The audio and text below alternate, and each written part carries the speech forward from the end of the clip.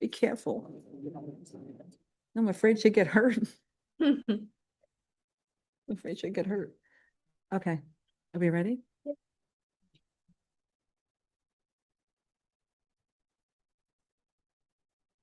Ready, Carlo? Yes, so good morning, everyone. Ms. Matias, we are live, recording and streaming. You may proceed with today's public executive review session. No. What happened? Connecting to audio. You haven't connected to audio. So what, I shouldn't have to, right? Okay, so it doesn't matter. I don't need to do anything. You're okay? Yeah, Before we start? I just wanted to make sure technically I Okay. record. Good morning, ladies and gentlemen. This is the New York City Board of Standards and Appeals Review Session for September 29th, 2025. Please note for the record, Commissioner Shetter is joining us remotely.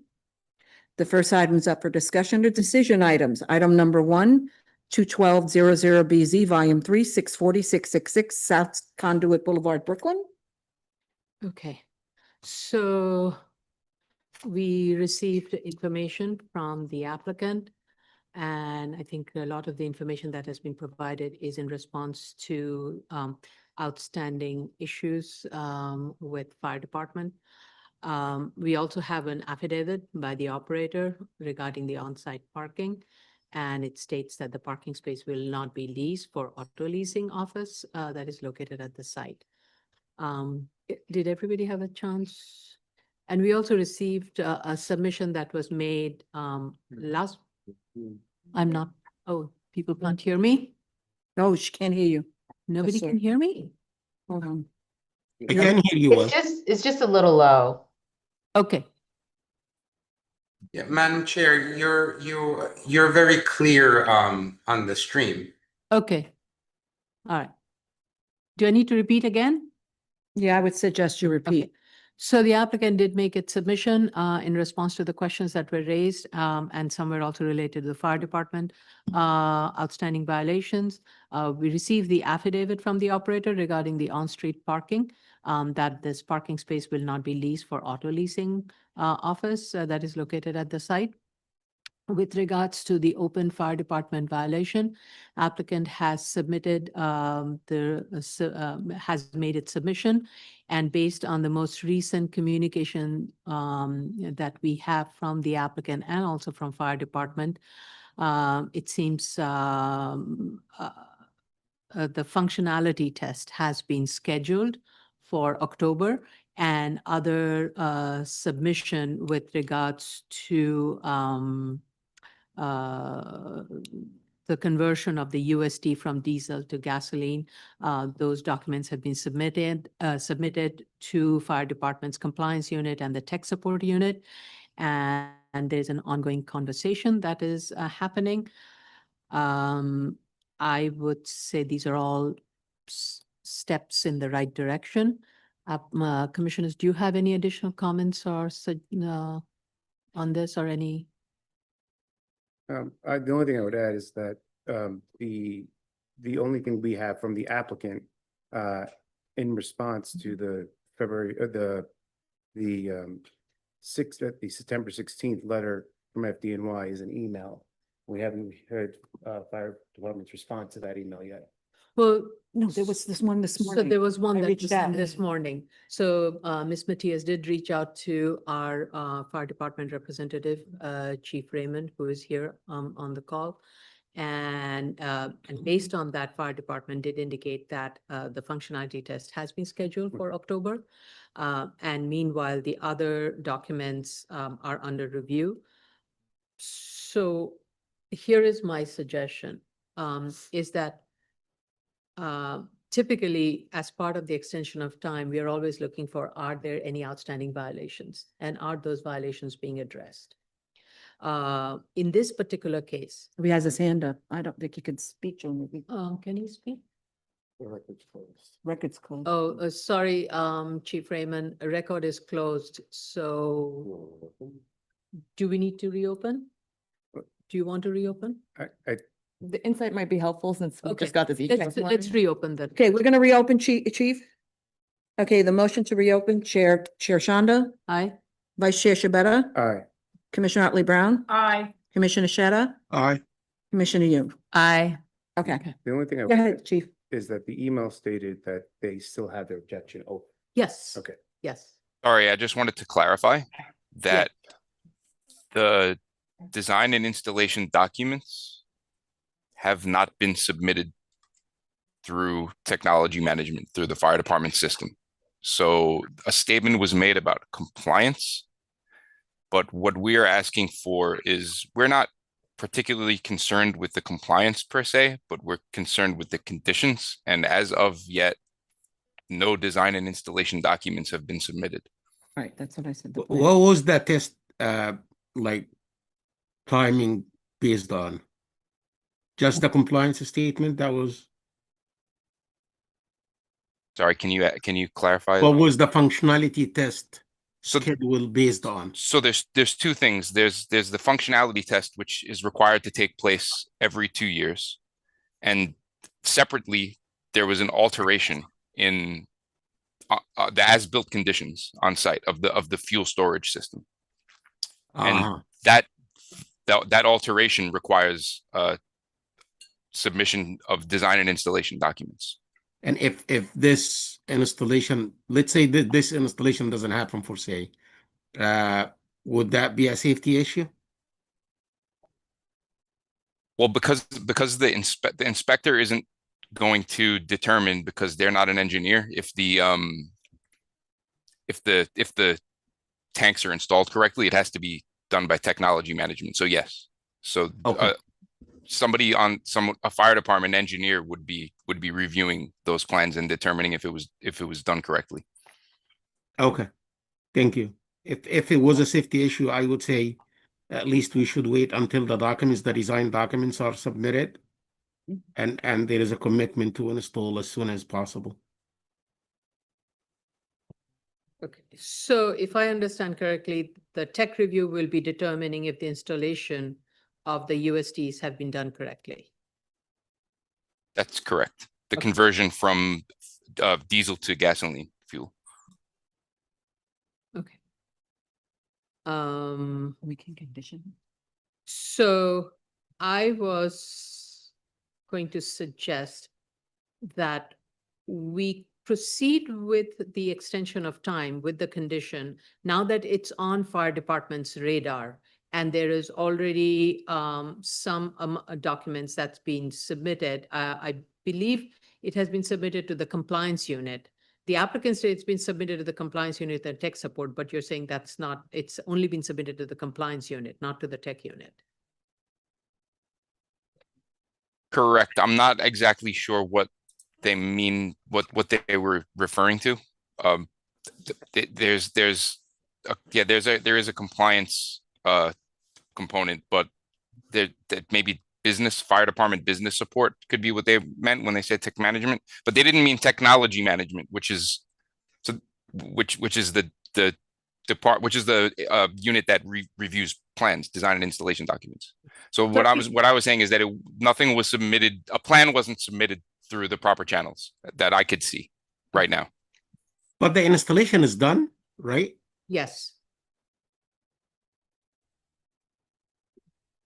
Right. Generally what's supposed to happen is they're supposed to submit documents before Yeah, doing that, right? So yeah, this is the typical procedure, yes.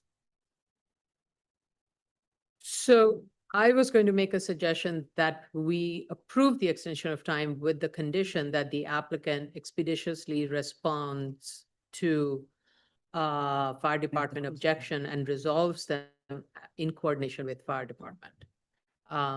Is that going to be okay with the commissioners? Because I feel like this has brought up an issue that fire department has raised, and it is on fire department's notice. They're aware of it. It seems there are various channels within fire department that needs to be properly coordinated.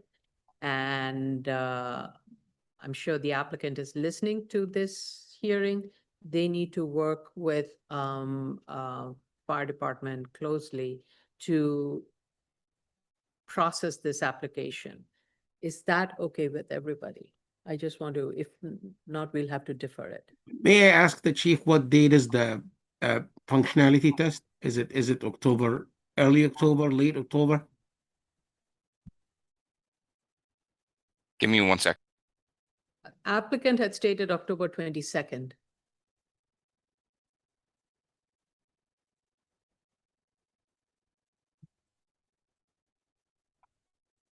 It says tentatively scheduled for October 22nd.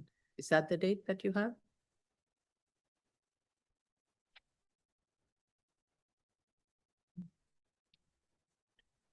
You said schedule.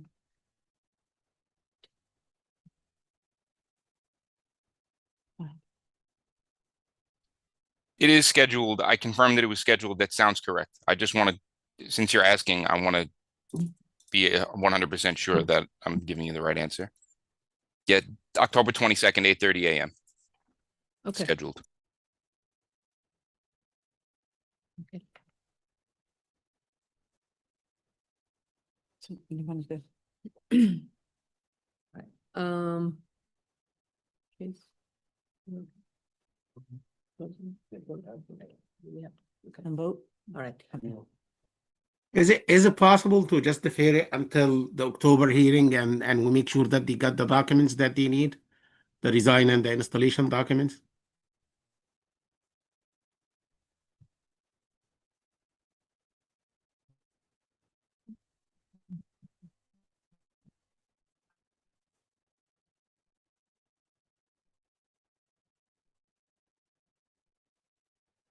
Commissioner Shea, could you just repeat that suggestion? I said, is it possible to defer it until the October 20th hearing?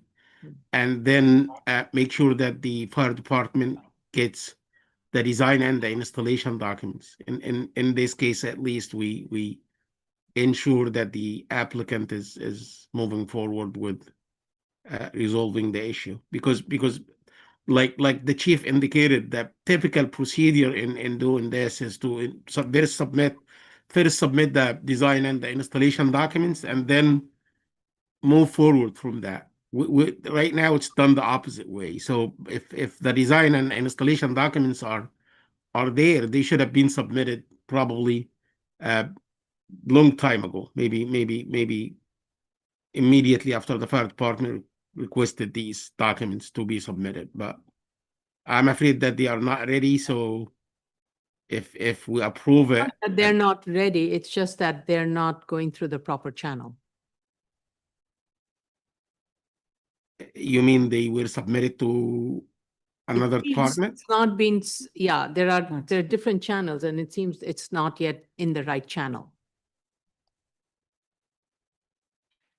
So what we can do is we can take a motion to grant with the condition the applicant responds to all the fire department comments and conditions, but we will hold off on the resolution. And when fire department believes that they have received the documents, then we can proceed to issue the resolution. This That's way, okay. it ensures that the resolutions, the documents are in the right channel. Yeah, that After works. that, fire department will proceed with its review and proceed accordingly. Is that okay with the commissioners? Or we could defer it to October 20th. That's a much cleaner process. That's still prior to the functionality test. Is that Yeah. at So all? what makes, what's the difference? I Yeah. mean, to me, it seems like we're not here to ensure the compliance with the functionality test. That's Yeah. the FDNY's job. Right. I agree with Commissioner Sheta that it does this gray area where they're saying they've submitted it and FDNY is confirming that they have not submitted it does seem confusing. So I'd be open to deferring it just to get them to have a month to actually put this Okay, in the let's then right defer slot. it. Let's just defer. it. Okay, We got motion to close? sorry. Motion to close, Chair Shanda, Aye. Vice Chair Shabeta, Aye. Commissioner Otley Brown, Aye. Commissioner Sheta, Aye. Commissioner Yoon. Aye. Okay, so we're going to defer decision? Yeah. Okay. Item number 2, 2024-51BZ, 1983 54th Street, Brooklyn. Okay, hold on, I'm just going through my notes, scrolling through my notes. You want to get the one?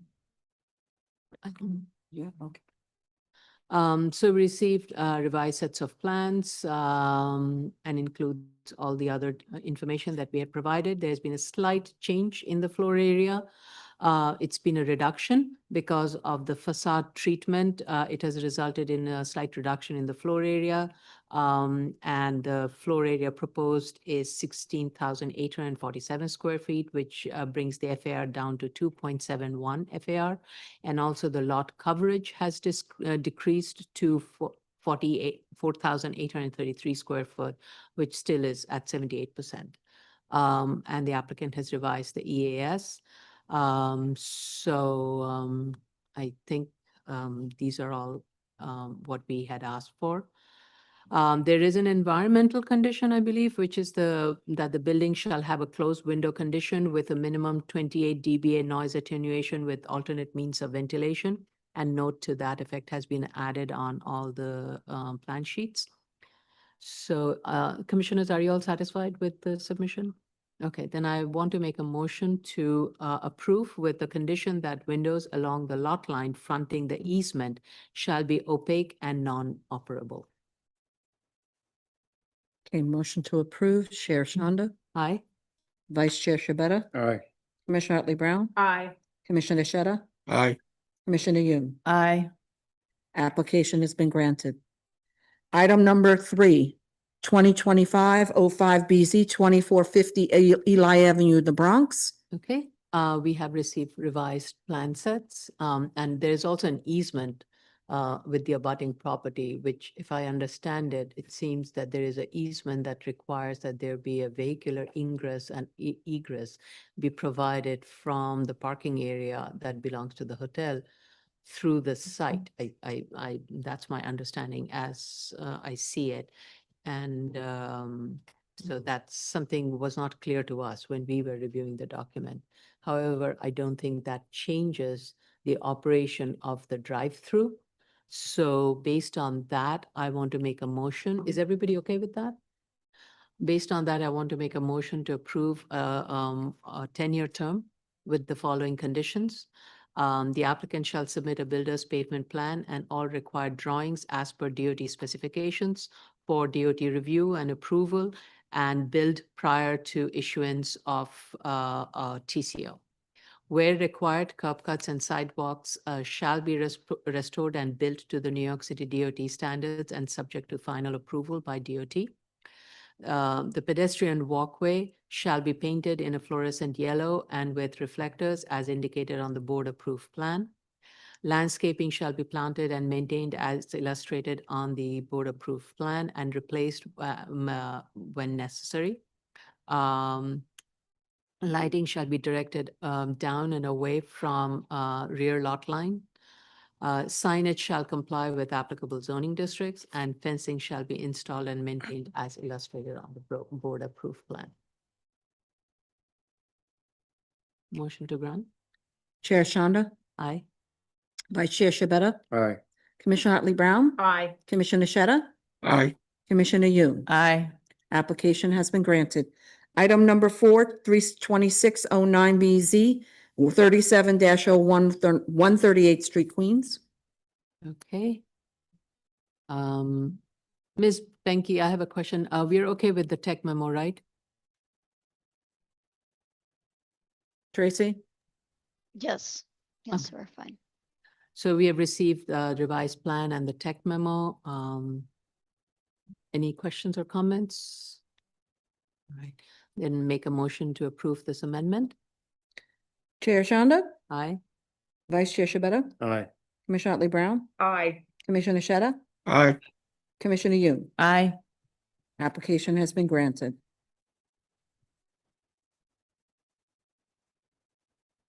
Oops.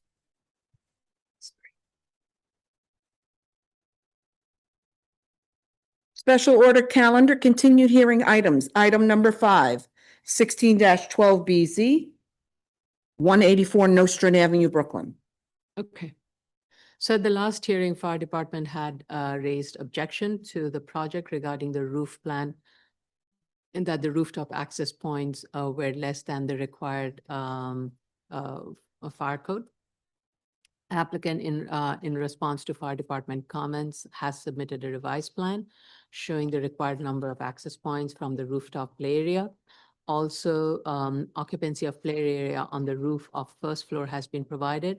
I just want to ensure that fire department has had the opportunity to review the revised plan. Based on my recent site visit, I observed a fence at the parapet, along the parapet of the third floor roof that is visible from the side lot line. That needs to be removed because that would be contrary to the revised roof plan and also contrary to fire department review. Also, it is not clear about the level of noise attenuation that is being proposed for the play area on the first floor rooftop area. It is abutting residential homes on the subject block on lots 41 and 40. So applicant needs to provide detail. I believe I'd asked for this information at the last hearing. Tech memo did not assess the noise level from this rooftop area that is located on top of the first floor. And it's so the applicant needs to address that. Also, I'm assuming DEP will be reviewing the rooftop play areas for noise analysis. Board Yes, wanted it's currently up. additional information related to findings C and D, and applicant has revised the tech memo and the statement of facts accordingly. So I have just a couple of questions based upon the revised information that's been provided, especially with regards to their arrival and dismissal. The preschools are walked, the breakdown shows that the preschool children will be walked by parents, there'll be 220 of them that'll be walked by parents, and 130 students between the hours of 9 a.m. and 10 a.m. and 90 students between the hours of 8 a.m. and 9 a.m. And about 135 preschools will be walking with older siblings who are in the same school enrolled in the high school program. And basically all preschools will be departing at between the hours of 3 p.m. and 4 p.m. So my question is, so those who will be arriving with older siblings, about 135 of them, will they also be departing with their older siblings? I believe so. And if that is the case, then the preschool children will not be departing between the hours of 3 p.m. and 4 p.m. because the high school students leave after 4 p.m. And so the statement that is there on page 6 of the tech memo, which says that the high school students actually will be departing between 4 p.m. and 5 p.m. I think all the documents need to be consistent in terms of all the arrival and dismissal hours of all grades. So that's inconsistency I'm pointing out. And that means not just a statement of facts, but also the tech memo needs to be corrected regarding this matter. Applicant states that a crossing guard is currently placed at the intersection of Northstone and Willoughby and is proposing to add an additional crossing guard along Northstone Avenue. I hope that would be adequate because the volume of students that will be coming during that morning period and will be departing mostly in that 3 to 4 p.m. slot. And if those are the only two intersections that will require school crossing guard. I did not get a quite clarification on that, so the applicant can clarify that at the hearing. That would be helpful. In addition, applicant has submitted a commercial lease agreement between the J&J farms and the school, which was effectuated in 2022, and the term ends in 2027, which allows for 6 school buses to park at this offsite location.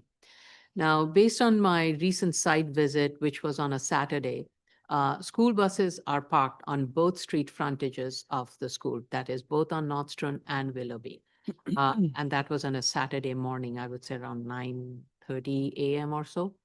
On the Northstone frontage, there is a no standing 8 a.m. to 5 p.m. school day sign. but I did not see any such sign along Willoughby. And I tried to verify it through Google Street View and Sackler Media. I couldn't quite determine that.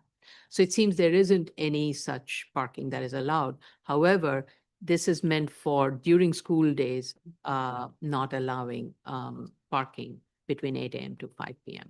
Now, if there is a lease agreement to park school buses off-site during non-school days and after drop-off and pickup, it doesn't seem it is being executed based on my field visit.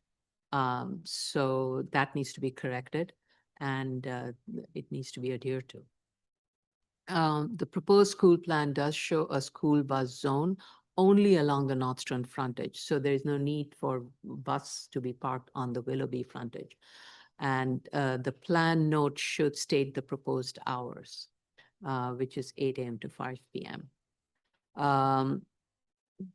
Also, as I stated, fire department response is needed regarding the rooftop play areas, both on the first floor and also on the third floor regarding access.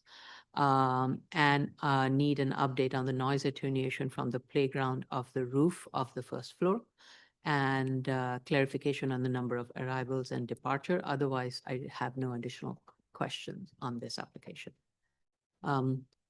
Vice Chair Shibata. Thank you, Chair.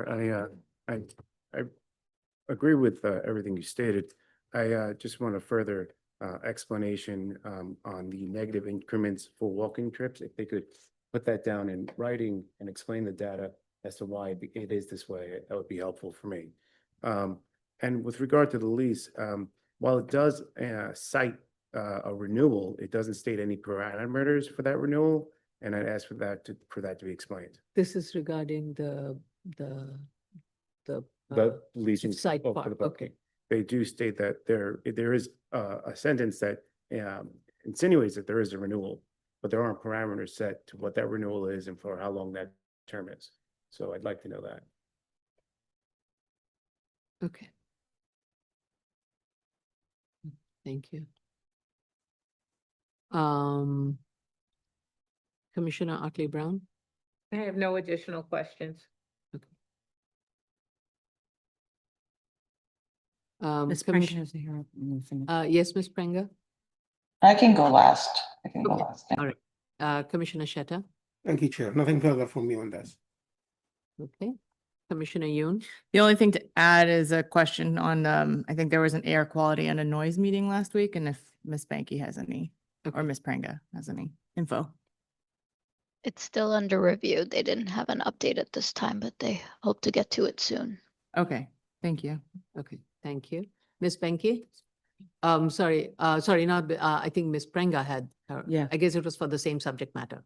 No, I also wanted to update, thank you, Tracy's right about DEP status, but the FDNY gave an update that they performed a joint field inspection by the rooftop task force and code development and confirmed the rooftop layout is out of compliance with the fire code.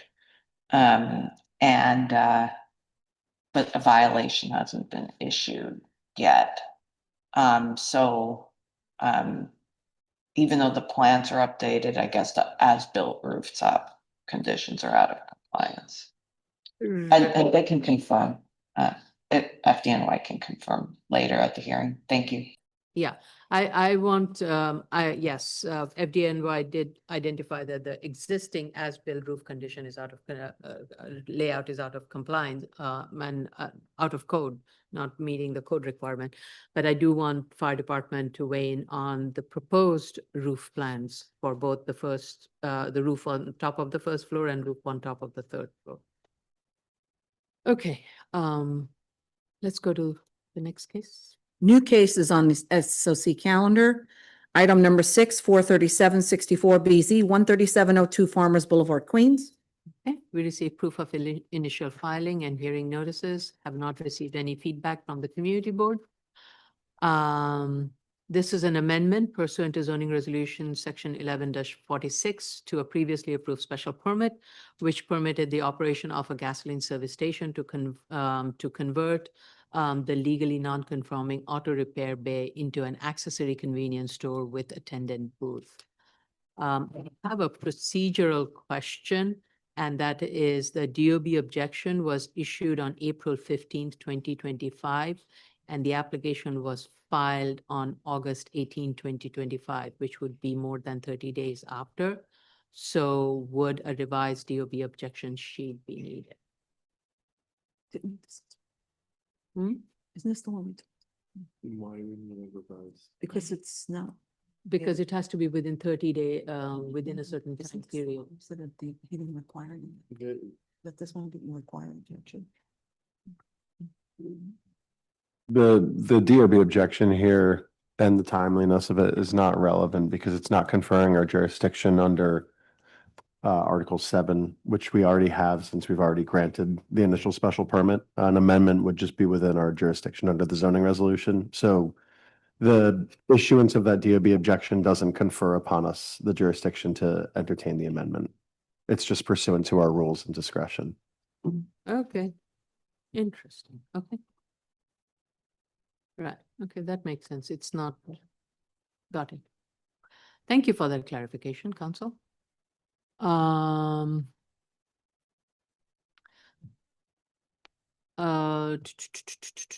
So I just want the applicant, there are a lot of questions I have, but one of the questions regarding the prior board condition was that it prohibited auto body work hours of operation to 7 a.m. to 11 p.m.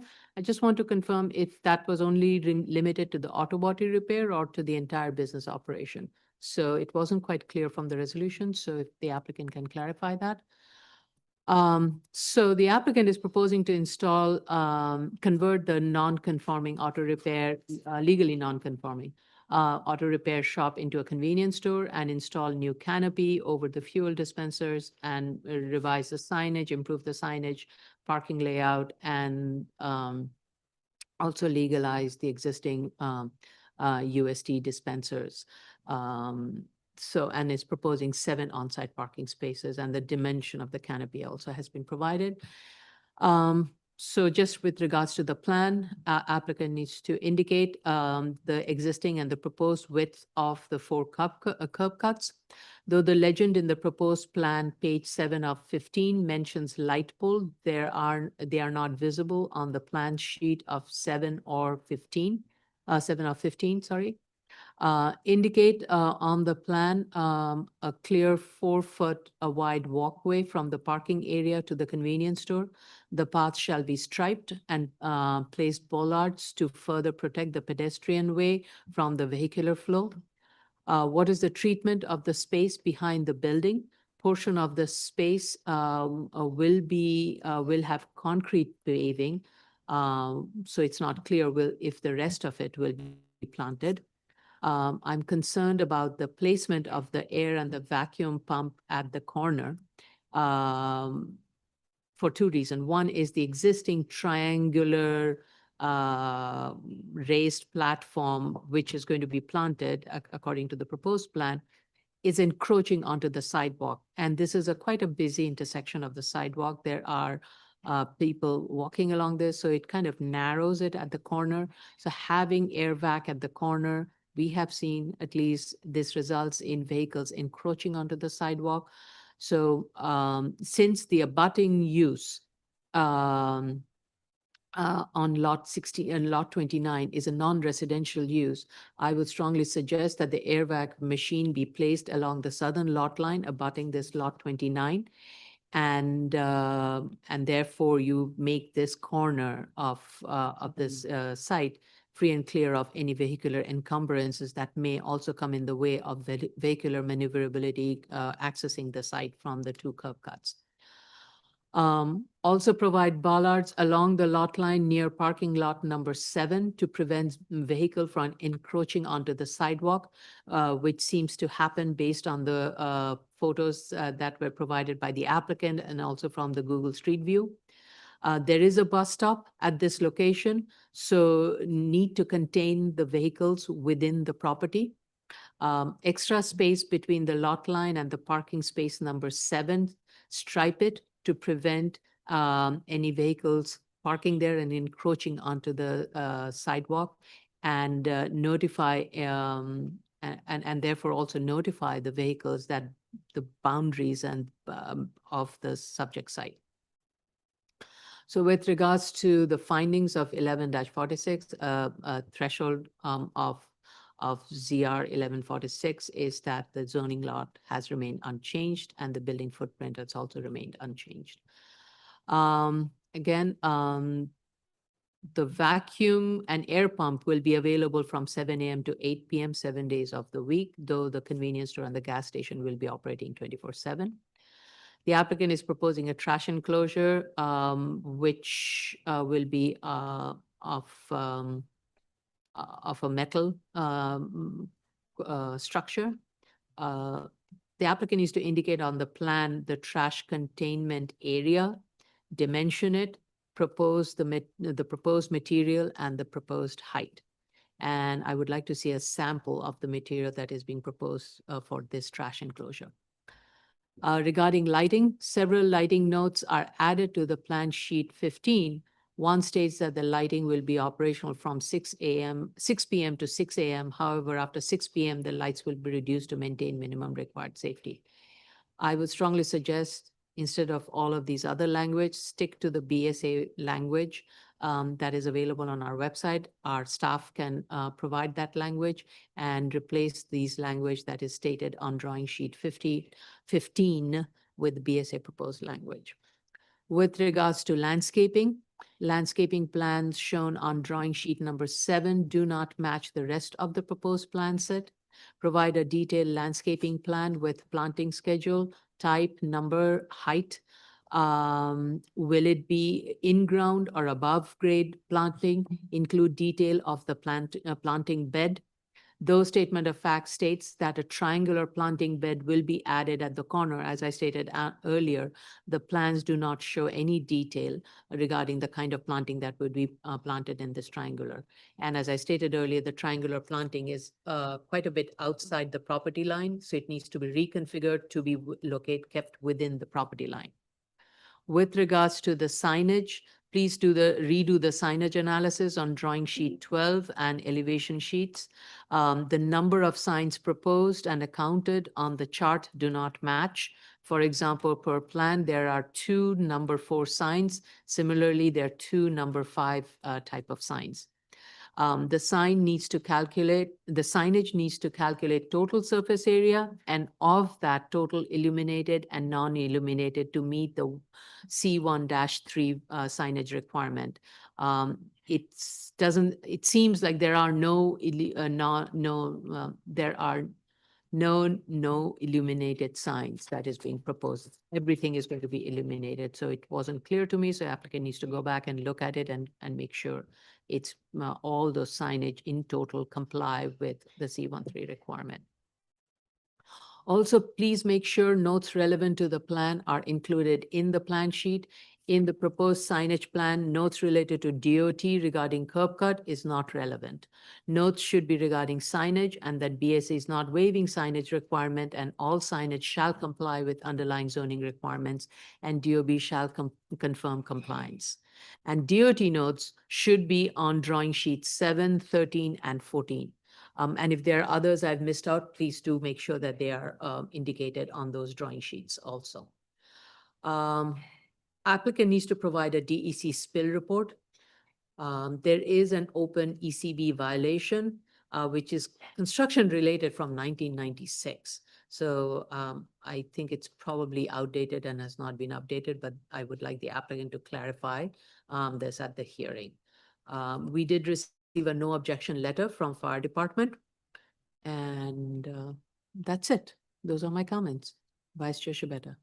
Thank you, Chair. I would like to see another maneuverability plan with your suggested bollards to see how that would work, because it seems like it was already a tight site for the maneuverability.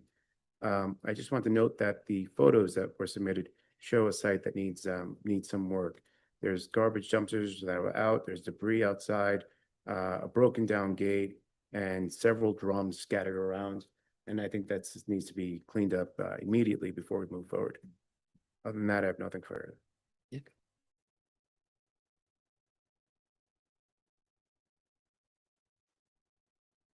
Thank you. Commissioner Otley Brown?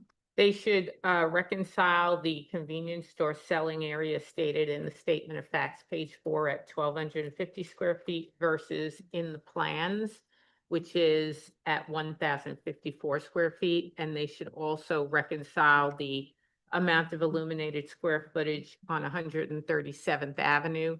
On statement of facts, page 5, it says 38 square feet. On the plans and the analysis form, it says 34 square feet. Yeah, the chart that has been provided, there are a lot of mistakes, so all of those need to be looked at. Yes, thank you. Commissioner Sheta? Thank you, Chair. First, to clarify, the legalization is requested for the 38,000 gallon UST, not UST dispensers. And of course, in addition to the three USTs, they are requesting to legalize 6 fuel dispensers, not just 3. So this is a clarification. Yeah. I agree with you on the lumen spread comments. I also need them to show the lighting units locations and specifications on that plan. And regarding the spill report, if you look at the statement of facts, the final paragraph, there is a paragraph about a spill report. It says DEC spill report. And they said that there were like 3 closed spills. So apparently, according to the statement, there is no DEC open spills for now. Thank you. Okay, thank you. Yes, I did notice that. I do want it for our record that states that report for our file. Yeah. Okay, Commissioner Yoon? Thank you. In the 1964 resolution, it seems to state that the operations of the entire premises are limited to 7 a.m. To 11 p.m. So that would be a change, I suppose, here, where we're permitting the 24/7 sale of gas and convenience store. The metal trash enclosure with opaque slats that's referenced in the statement of facts, it sounds like a chain link fence. I guess you can clarify that. I just echoing the chair's comments on what that actually is. And we have been asking for masonry trash enclosures in place of chain link fences. And The masonry or metal, I think those are the two. I could go with either, but definitely not a chain link. I think masonry is better because metal can corrode. So masonry is a better, more stable and durable. Yeah. okay, well, certainly some clarification on what's proposed, because metal trash enclosure with opaque slats sounds an awful lot like chain link fence. The radius diagram has an incorrect north arrow, and the north arrow also seems wrong on the proposed plans. As the vice chair stated, the site needs to be cleaned up, and we need evidence of that. And you need to repair the chain link fence at the perimeter of the site and note that clearly on the plans. And then one minor gripe is that the statement of facts and any narrative documents should be on letterhead, which I think it typically is, but a few of these have been coming in without it, and it's unclear who the applicant is immediately upon looking at the document. Those are my comments. Good catch. Yes. Thank you. Okay, yeah. Item number 7, 1-88BZ, 1593 Coney Island Avenue, Brooklyn.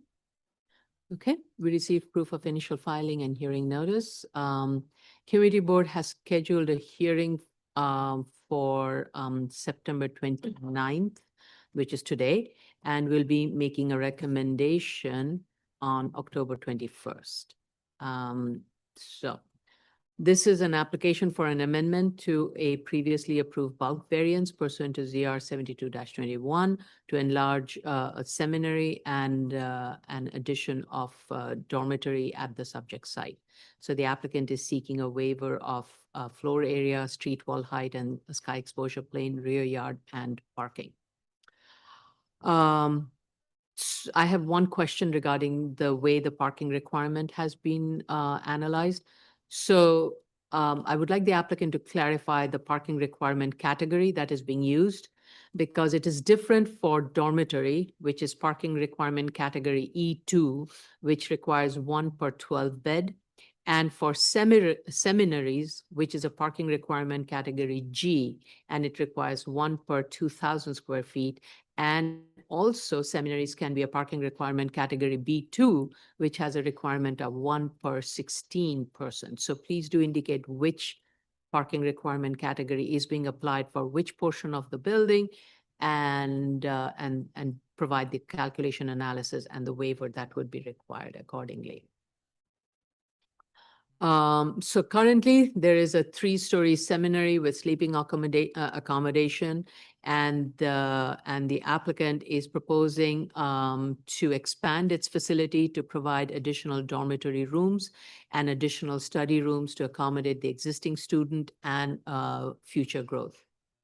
I need a clarification regarding the certificate of occupancy that was issued in 1997.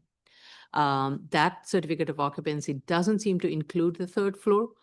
It only includes cellar, 1st floor, and 2nd floor. I mean, that's the only thing that is mentioned. However, the building height is listed as 35 foot, which would mean there is also a 3rd floor. So I just want a little bit of a clarification. Just a little bit of a house cleaning with regards to the submitted plans. In the existing and the proposed plan, indicate the area of the waiver that was granted by the prior board, and then build on that the proposed additional waiver that is being requested.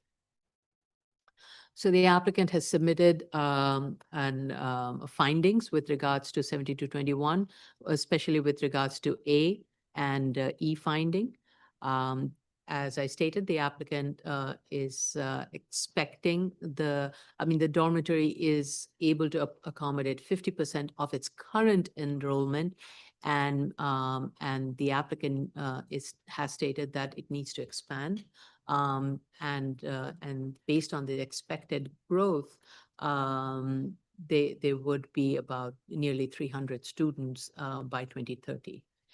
So they're proposing to add a partial 4th floor and 5th floor over the existing building, and the building height would increase from 3-story to 5-story. So the proposed height would be about 57 foot 10 inches plus the parapet height of 4 feet.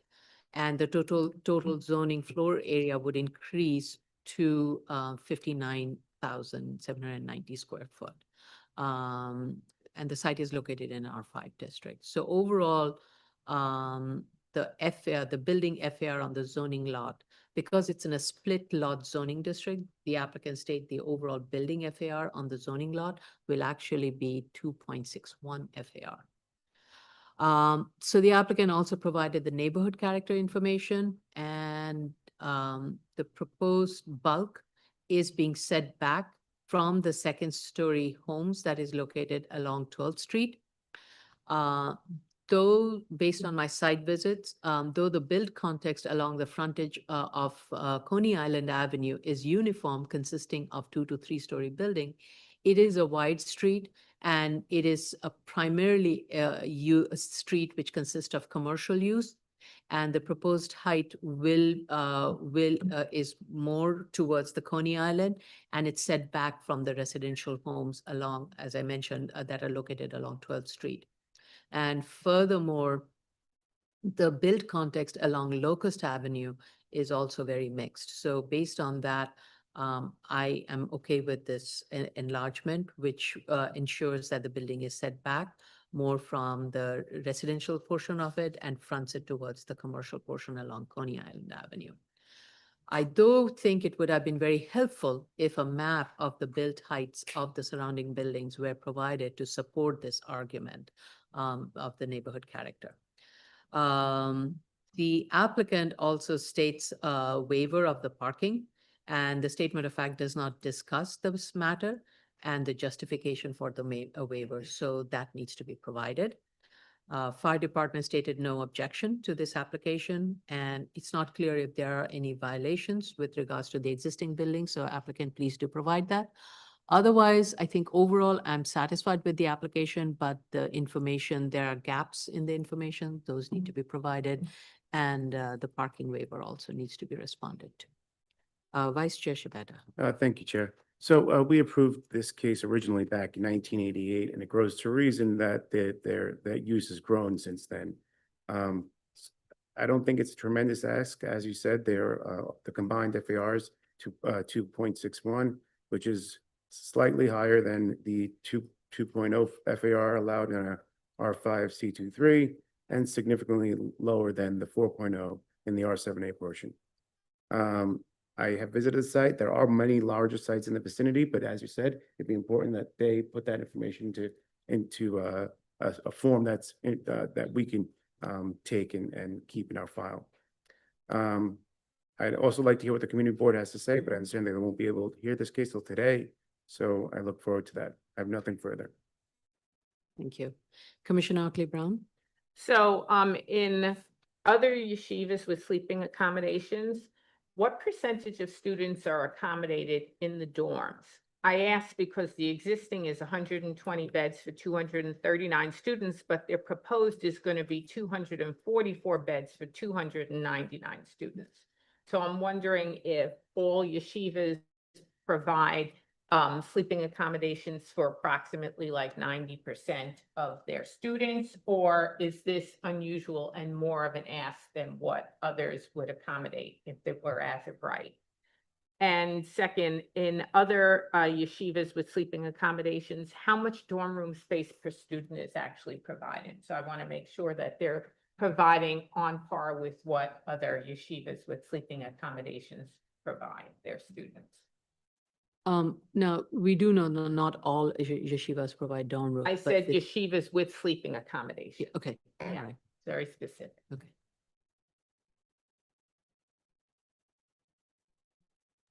Okay, thank you. Commissioner Shedder? Thank you, Chair. The only clarification I need is if you look at page 4, the enrollment chart, if you look at the gross, it's about 12 student yearly, but the chart starts again at 2025. It doesn't have any data before that. In order for us to judge whether that growth suggested or used is reasonable, we need some data prior to 2025. So let's say 3 years or maybe preferably 5 years before 2025. That would be helpful in looking at whether the 12 student per year is a reasonable number or it's an over estimated. This is one thing. The other thing regarding the violation, Chair, in the statement, I believe they indicated that they have 12 violations total, 10 DOB open and 2 open ECB violations. Thank you. Thank you.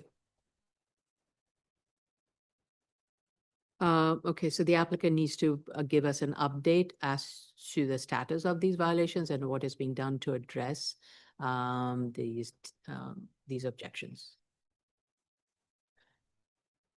Commissioner Yoon? Thank you. I had a similar question as Commissioner Otley Brown on the proposed growth does not actually seem to be accommodated fully by the proposal doesn't accommodate the expected growth. And so what is typical for actually housing students here, because this will not house the expected or anticipated student body. And then I had some questions on the floor to floor heights here. They're dorms, and so these small sleeping accommodations don't typically need very big floor to floor heights, but you're proposing a 4th floor at 12 foot 8 1/4, and then a 5th floor at 11 feet. I'm going to share it really quick because the section is helpful. Let's see, why can I not? Just a second. Okay, why are you not showing up again? Okay. Sorry. Okay, so in the section, you can see the pink is the area of the waivers requested. But what I'm looking at is there are some communal spaces in the center of the floor, and those are being granted a higher floor to floor height, which can be justified, but the dorms themselves are small rooms and they don't need much more than typical apartment, or even less because they're so small in the floor area. So you have these big spaces that are dedicated to the floor package, I suppose, but I think it's in exchange to get higher floor to floor heights in the study hall and the student lounge. I think these need to be brought down, unless you have some reason that you need this much floor to floor height, because we are asking for height here and encroachment into the sky exposure plane. So some clarification on why this is the way that it is. The roof, obviously in the student lounge, you can bump up and have this skylight as proposed and as is currently designed, which I don't have a problem with, but I think that we could minimize the encroachment into the sky exposure plane here. That's all I had. Move on. Yeah. Item number 8, 4-95 BZ Volume 3, 2123 Hillside Avenue. Thank you, Commissioner Yoon. I was just Manhattan? taking your notes. What you said. Okay, sorry. Yes. We received proof of initial filing and hearing notice, have not received anything from the community board. This is an application for a 10-year extension of term of a previously approved variance permitting a public parking lot for 48 vehicles. The term expired actually on September 27th of this year. I looked through the document. I really don't have any comments. I just want the applicant to provide photos of the interior site condition and confirm that it is being primarily used for transient parking, because I recall from the prior 2016 and 2017 hearings those were a lot of the discussions, but that was before the board. So if the applicant can provide those information, that would be helpful. I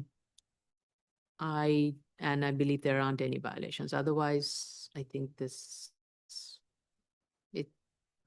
are my questions. I need to know that to know if the site is operating in the manner that it was envisioned by the prior boards.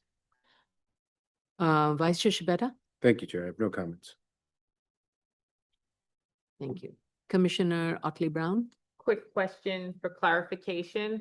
The statement of facts, page 4, says 61 square feet of non-illuminated signage, but the signage analysis form says there's 6 square feet of illuminated signage, and I didn't see any in the photos, so it's probably an error on their part. They could address it. Yeah.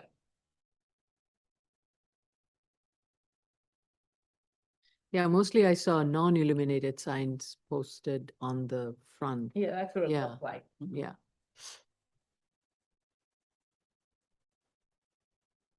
Okay. All right. Commissioner, thank you. Commissioner Sheta? Thank you, Chair. I also wanted to see some interior photos showing the conditions inside. Thank you. Okay. Thank you. Commissioner Yoon? I had no comments. Thank you. Item number 9, 33902 BZ Volume 3, 14665 Springfield Boulevard, Queens. Okay, we received proof of initial filing and hearing notice. Land Use Committee recommended approval. The full board, though, hearing is scheduled for today. This is an application for a 4-year extension of time to complete construction and obtain a certificate of occupancy of a previously approved use variance to permit a warehouse at the subject site, which expired in December of 2023. Applicant is seeking a waiver of board's rule and amendment to change previously approved fence.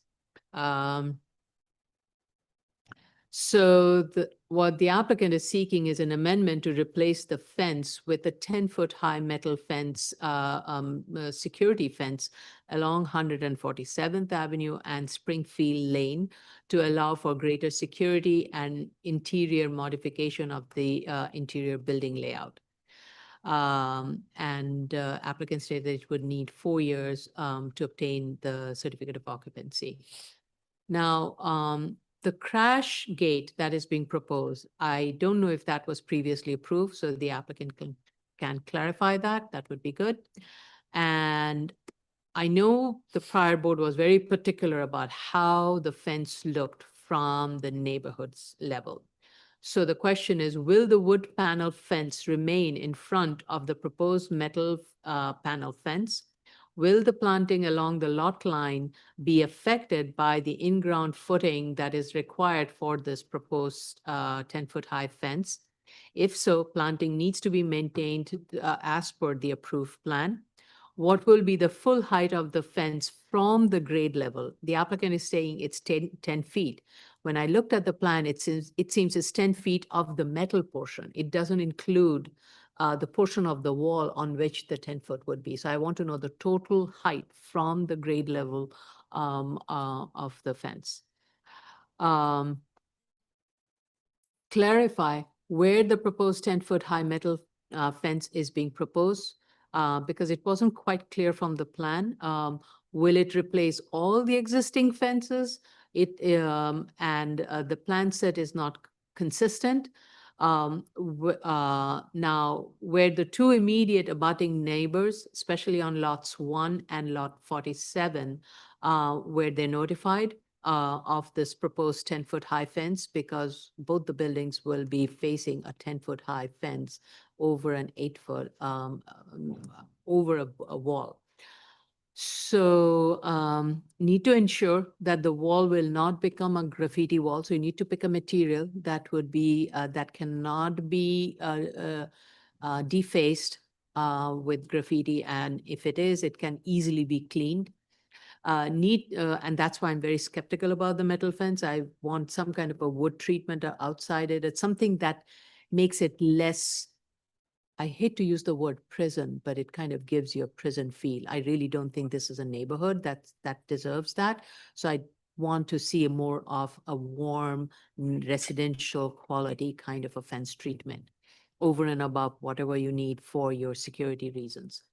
And provide an operational plan regarding the maintenance of this fence, debris collection, and landscaping.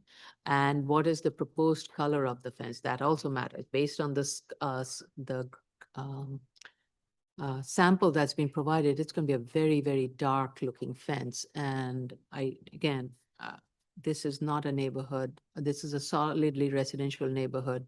And I think you need to be mindful of that and be respectful of the context to provide a fence that, while it ensures the security that is so much your business operation needs, but also respect the residential quality of the neighborhood.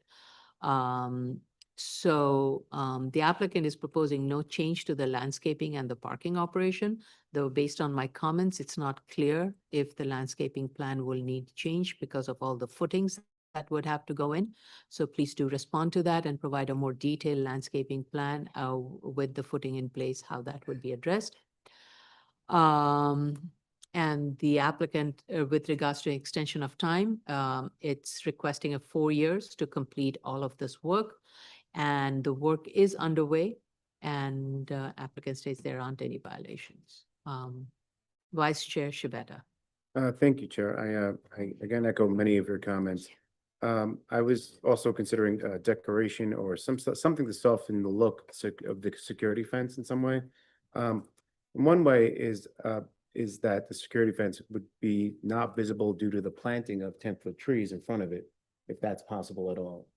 That would be ideal, but then that would require a much deeper planting bed for 10-foot high tall Yes. trees. So they need to rethink the landscaping plan that would complement the residential context in light of such a high fence that is being And proposed. I totally understand why they believe they need that fence, but it needs to be something that can go along with the context of the community around it.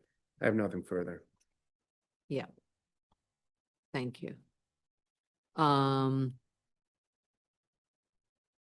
Commissioner Otley Brown.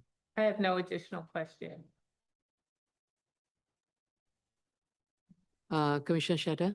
Thank you, Chair. I have a minor comment regarding the luminous split diagrams with the S. that we provided, please make him one figure. And if you need like some guidance, contact the project manager to give you guidance on how to make him one figure. Because right now I've seen like lights off and light ons. Back in the day, yes, we used to do that, but now it's just one diagram, one consolidated diagram with the standard comments, and that's it. Thank you. Thank you. I actually think, given the height that is being proposed, I'll be surprised if there will be any lumen spread beyond the property line. Anyway, Commissioner Yoon? Okay, I had a couple of things to add to the chair's comments about the fence. The statement of facts says it will be opaque. The drawings show a 75% opacity hot dip galvanized louver mesh fence. What color is that? Hot dip galvanized does not look like what is shown in the photos. The lighting plans show only wall-mounted lights on the building. Please confirm that no additional lighting will be provided to illuminate the parking area. Given the secure nature, I just want to confirm that they're only on the building and that the rest of the parking area doesn't have lights, or if they do, they need to be shown on the lumen plan. For the crash gates, particularly the one that is not adjacent to the building, is it possible to install an in-ground crash gate, as you see near our office by the federal buildings? Is it possible to do something that doesn't require the 24-foot high posts, but instead goes into the ground? And then for tractor trailers that unload in the loading dock that's along 147th Avenue, there's a reference to when they are loading, the tractor itself is unhooked so that it doesn't block the sidewalk. Can you show on the plans and clarify that as it's backing up into that loading dock, that with the tractor still hooked, that it encroaches onto the right of way, and by how much? And then further describe the operations of how a truck arrives and how long one proposes the sidewalk would be blocked, if that is the case. And then for the fence and the planting areas, there's a few axonometrics, but it's unclear. I'd like a clear section of the fence and the planting areas in front of it, because the axons show it as if the trees are in raised planting beds. But the photo shown is in-ground planting. And so show what you're actually proposing in as many typical sections as you need around the perimeter. Those are my comments. Okay, thank you. Okay, move on. Ready? Yes. Okay. New case, item number 10-269-13BZ, 110 West 73rd Street, Manhattan. We received proof of initial filing and hearing notices. Community board we received a draft resolution from Community Board 7 to disapprove. However, the full vote of the board is scheduled for October 7th. In addition to that, we received several letters of opposition from neighbors citing complaints about the business. It's in addition from various photos, and the most recent videos that we received this morning shows that the current operation is not in compliance with prior approvals and conditions. And DOB had issued a summons for both 110 and 119 West 72nd Street regarding the rear yard enclosed structure used for seating. And we received an affidavit dated October 1st, 2024, that I don't know, first of all, to whom it was submitted to whom is not clear, but it seems it's from the property owner confirming that the rear yard is no longer being used for restaurant tables and chairs have been removed. And to that effect, photos of the rear yard condition was provided. Applicant needs to respond to these issues, and project manager, please share all of these documents that we have received from the community board to the applicant, so the applicant is fully aware of the concerns that is being raised by the neighborhoods and how they plan to address this issue. So this is an amendment of a previously approved special permit pursuant to zoning resolution section 73-42 for the expansion of a conforming use that is located in an adjacent building into the subject site where the subject use is not permitted as of right. And applicant is seeking an extension of term which expired back in May of 2019 and a waiver of board's rule. So, the compliance chart that has been provided, it cites that the site is not in compliance with regards to the cellar, which is being used for storage and food prep for the restaurant, and the proposed stair in the current meter room as part of the BSA plan was not met. As I think evident from all the submission that has been made by the neighbors and the videos, compliance report is woefully inadequate and incomplete. It does not mention the use of the rear yard, the emergency access, and the garbage storage and the pickup at 7 a.m. Since there is no certificate of occupancy, applicant needs to provide the documents to ensure that the sound attenuation has been installed in the basement and the area of the residential portion. Based on some social media posts, it seems that there were some large pre-wedding dinner parties that were held in the rear yard back of August 2025. Now, as I mentioned, we received 2 videos from an event in the rear yard that was held on Friday of 26th, and that was as recent as this weekend. So all I'm saying is this basically is an absolute contradiction of the affidavit that has been submitted by the property owner, and it is not in compliance with board's condition and submissions that were made on 9/12/2025, where it shows that the photos that were submitted on 9/12/2025, again, there were no key to the plan, so I wasn't quite clear the orientation of it, but it at least showed a rear yard. It had no awning, because the video that we received shows that the entirety of the roof, entirety of the rear yard that is within the C portion and also the residential portion is covered over by a blue awning, and there are tables and chairs. People are gathered there. You can hear the conversations, you can hear the music. So I'm not sure how much more evidence one needs in terms of the kind of operation that is happening beyond the 4 walls of the building, which was not granted by this board. Again, I just want to remind the applicant's team that when they do file these documents, they do submit a certification of statements stating that every and this is by the legal team, by the architect, by the consultant, that whatever they're submitting is accurate. And please be mindful of that when these documents are being submitted. So the applicant is proposing to amend the board's condition and partial legalization to allow in the cellar portion located below the basement area at the subject site for restaurant use. It would have a kitchen, a prep area, an employee locker for the adjacent cafe. A total of about 1,078 square foot of space is being proposed.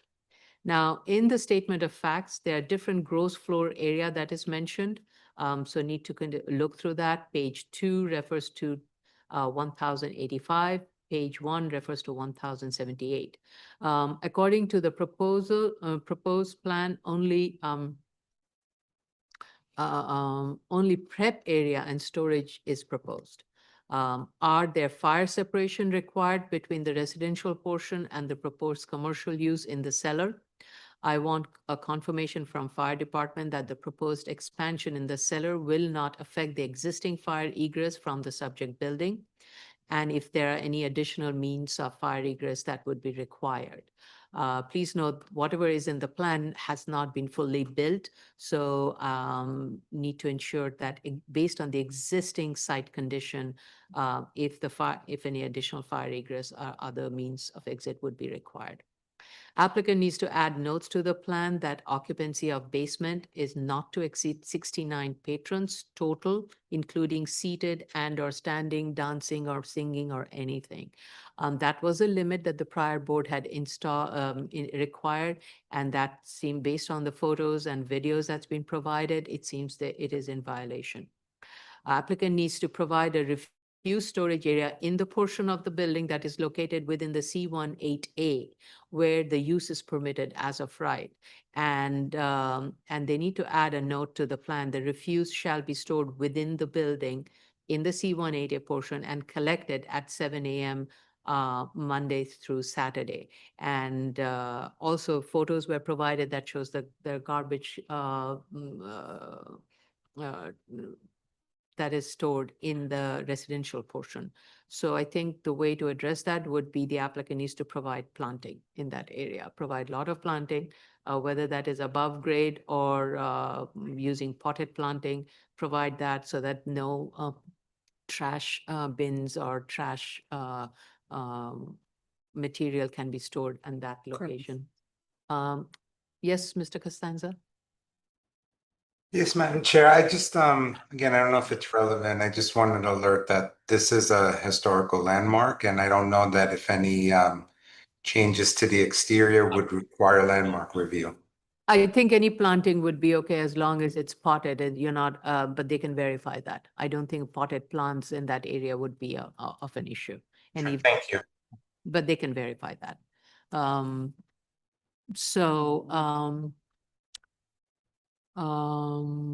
Applicant needs to provide an operational plan regarding trash pickup, delivery, process hours, because one of the complaints that's been raised that oftentimes these trash is collecting in the residential portion and it stays there for a very long period of time.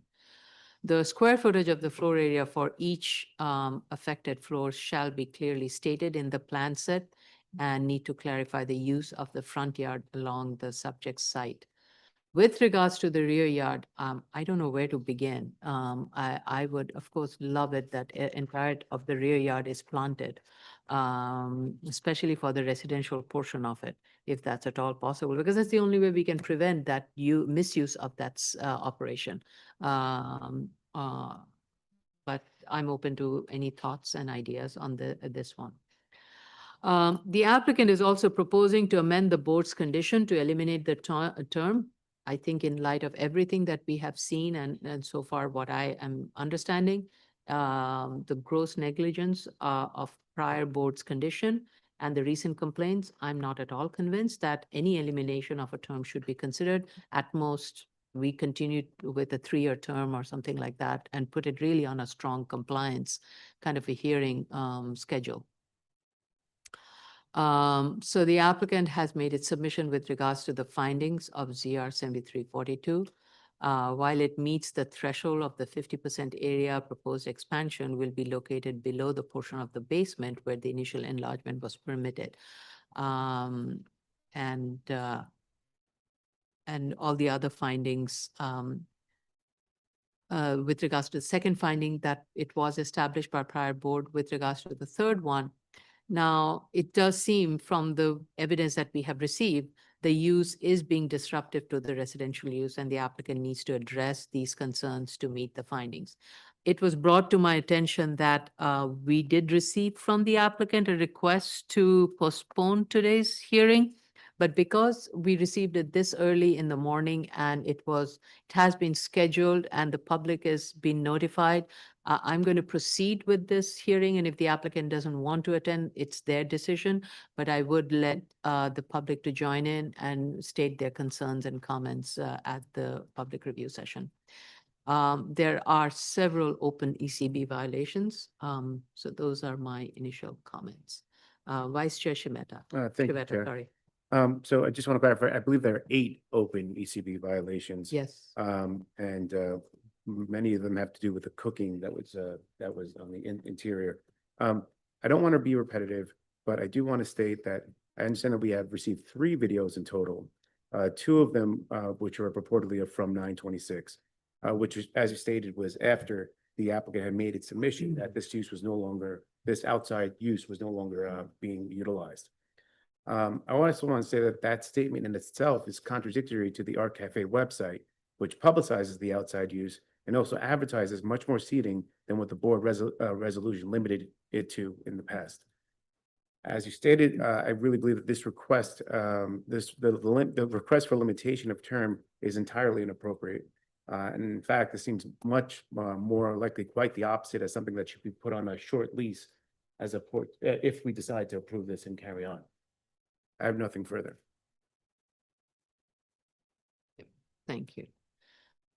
Yes, I think a good call on the social media and on the website. Definitely, the website needs to be absolutely revamped to be in concert with what the prior board conditions were. Yeah, the capacity of the side room alone, they advertise it as 100 seated and 120 standing, which would be in direct resolution. That's just the That side would be room. totally, That's the yeah. skylight room, which is also at capacity of 46 seated and 60 standing. Wow, okay. Commissioner Otley Brown, thank you.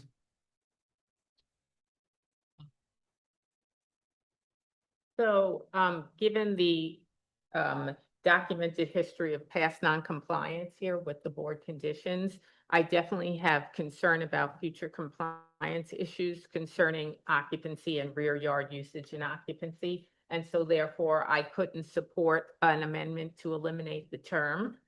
I agree with the 2 of you that if anything, this should be on a short leash to ensure future compliance. I am not sure that the solution to occupancy concerns and garbage concerns in this neighborhood would be to plant landscaping, because the Upper West Side has a rodent problem, and I think it might exacerbate the rodent problem, and that might be more of a problem for the neighbors. So I'm not sure that I think that would be a good solution given this. Okay. Well, I'm open to any solution. I'm not a rodent expert, but I'm just trying to see how that frontage can be utilized in a way that will not become a holding area for trash pickup. Oh, I agree with you that there should be no trash stored there, because that also will exacerbate the rodent problem.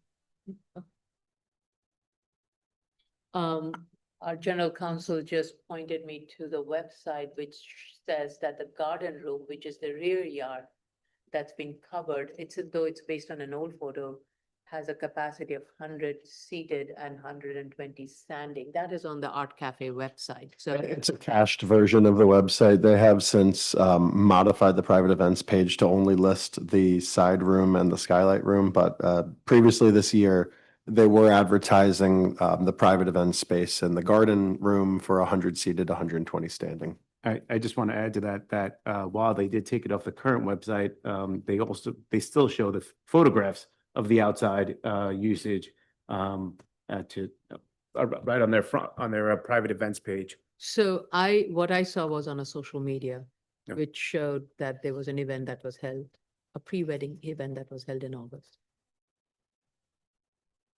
So, and then we have one from this Friday. Right. Reportedly from this Friday. It was just, I don't know if it was submitted on 9/26 or it actually was. It was, We'll wait till hearing, but thank you. Wait till hearing, sorry. Commissioner Shedder? Thank you, Chair. I want to start with saying, based on the amount of non-compliance and the complaints and the deviation from the prior board grant, for now, I'm not in support of the expansion of the extension of time and the expansion in the cellar. And I believe it's in the favor of the applicant and his client to act immediately on working on these complaints, fixing the conditions, restore the compliance to the board's prior grants. And then we can, if we're gonna grant an extension to this, I agree with Commissioner Brown that it should be a short period, and we gotta keep an eye on this site because I believe this is one of the sites that we haven't seen in a while now with this amount of non-compliance.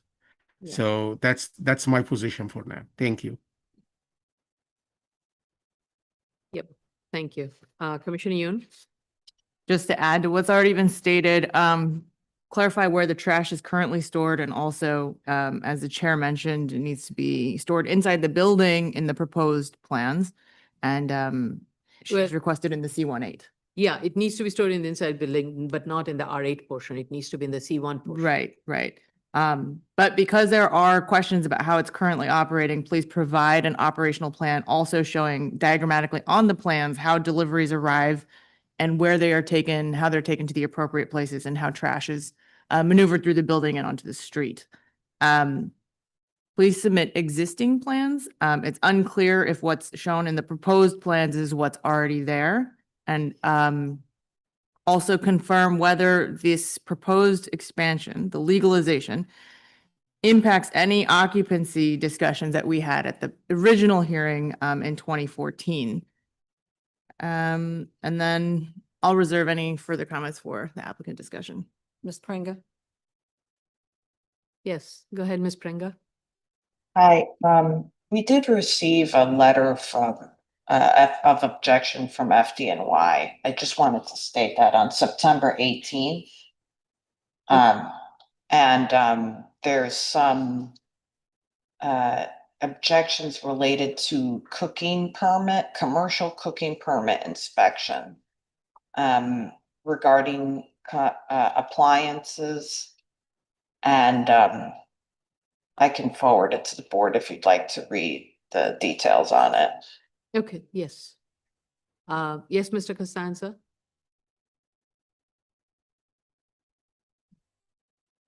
Sorry, Ms. Pringa is done?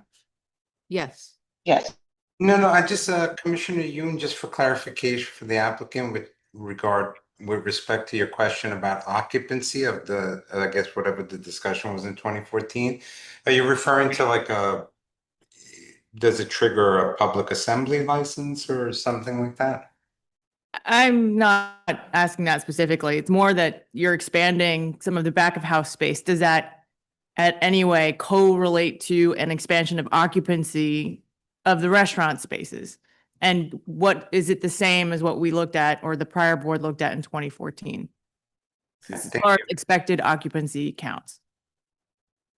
I guess what you're, give in light of what we're seeing on the websites and other things, the capacity limit that was put by the board of 69 is not being adhered to. It's more than that. And so you're saying all the backup operation, is it really to accommodate this proposed space, the capacity that is on the website? And therefore, does it warrant an expansion? Right, That's more or really less, what yeah, you're yeah. asking. Yeah, and Madam Chair, the reason I asked is 69 just seems like it was just short of the requirements of public assembly. Yeah. I don't know what those requirements would be if it's an exceedance of the 69. Okay, that's good to know. Thank you. But I think Commissioner Yoon's comment is well taken, though that's not part of the findings, but that we need to be careful about the request that is being made. And in light of the gross negligence and oversight of prior board, I do think there is a reason for that question to be asked.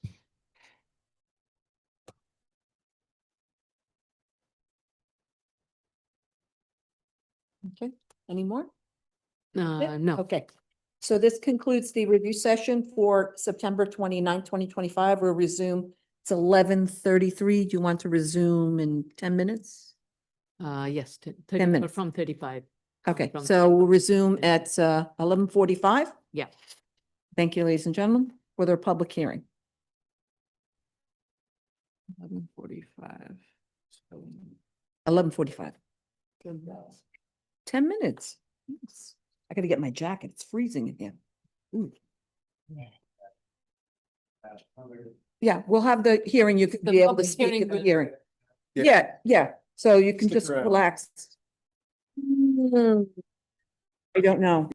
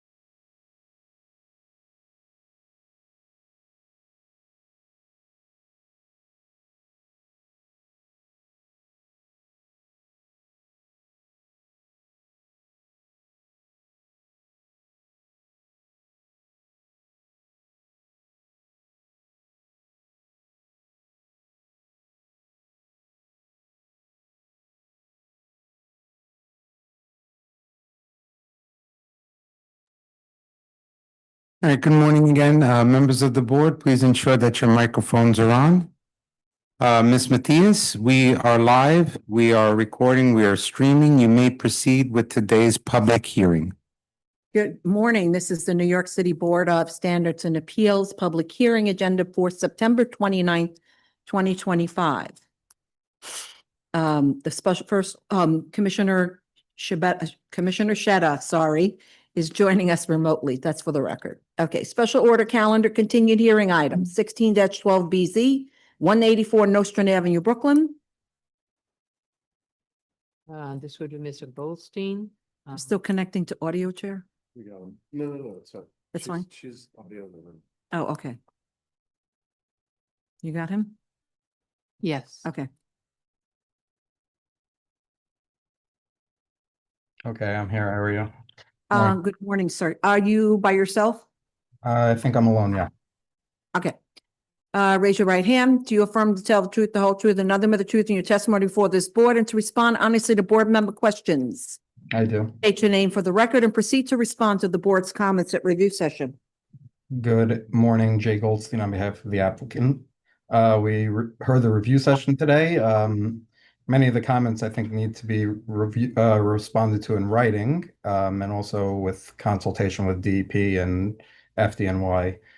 Specifically with regard to the noise levels at the first floor and with sound attenuation at the first floor, we'll update the tech memo and the plans to show what's being proposed, and we'll work with the city to ensure that it's adequate protection for the immediate neighbors. With regard to the pedestrians, the children walking to and from the school, I believe the tech memo does discuss the early arrival and late dismissal of those younger students who arrive with their siblings, but we can amplify it in our statement and in the tech memo. Same with the crossing guard. We will provide the information regarding the commercial lease and the extensions and how it'll be implemented and what the provisions are for it. I agree that the initial lease was somewhat, vague on those parameters. The bus parking that you saw on the street, I confirmed with my client. They say that it's not their buses. There are other schools in the immediate area, but we are proposing to have this bus lease and we'll continue to maintain our buses off of the street throughout. And then with regard, I think those are really the only questions that were to me on this immediate application. The rest, I guess we'll wait for FDNY to opine and let us know what else is needed. We did, with regard to the fence at the roof, we will pull it back to ensure the FDNY access points, and we'll have the fence. I think it's noted on the plans already that the chain link fence will be around the play area, not around the whole perimeter. Okay, so I think definitely you can take down the chain link fence that's on along the parapet wall now. For that, you don't need the approval of this plan. And then meanwhile, do respond to the other comments. I have a question regarding the crossing guard.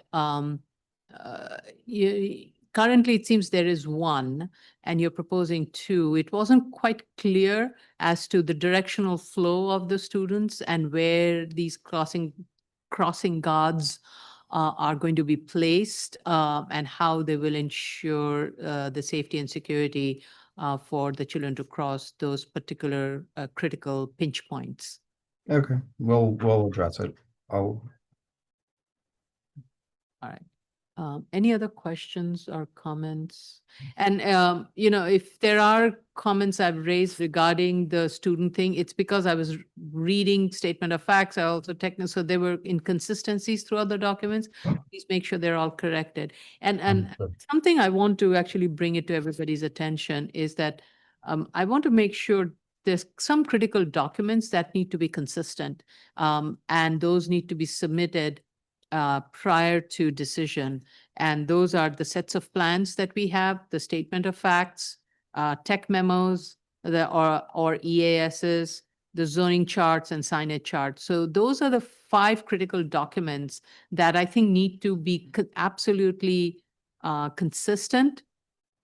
And all those documents need to be submitted because we sometimes revise one document but don't revise other documents, and it and I think keeping in mind that future boards will be looking at the documents, they may see disparate information in different documents, so we need to make sure all the documents are stating the same information. And these are the 5 critical documents I can think of. There could be some situations where we may have an anomaly, but these are the 5. So I'm just kind of starting with you, Mr. Goldstein. I'll be repeating this today to everybody so that they are mindful of it. And the purpose of this is really to make sure that we are able to deliver the resolutions in a much quicker way, so that once we have all these documents submitted, at least 3 weeks prior to decision, we can then get the resolutions in place and issue them out quickly, rather than having to go through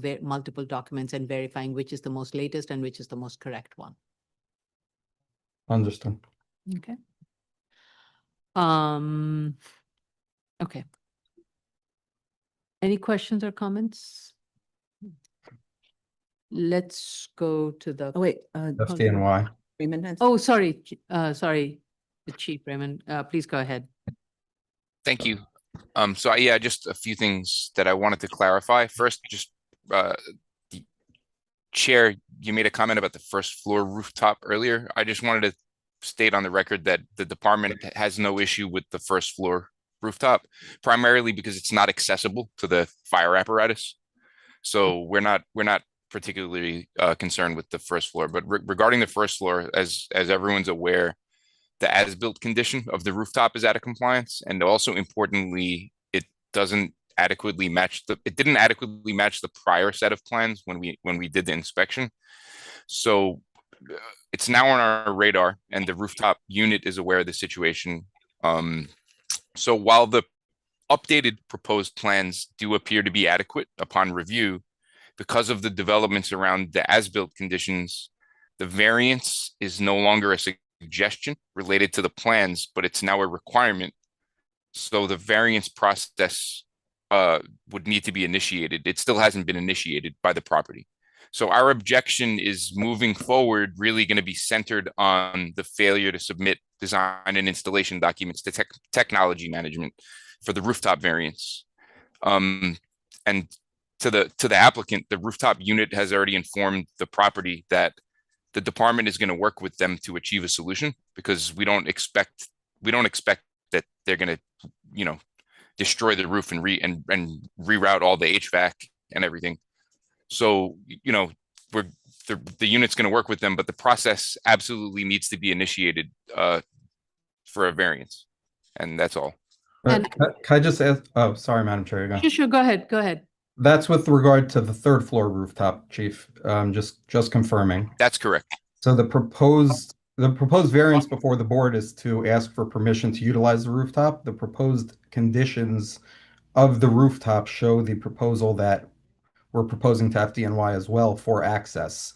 So the variance, the instant variance before the board, if granted, would permit the rooftop use, and it would have the conditions or the provisions for the rooftop access to FDNY.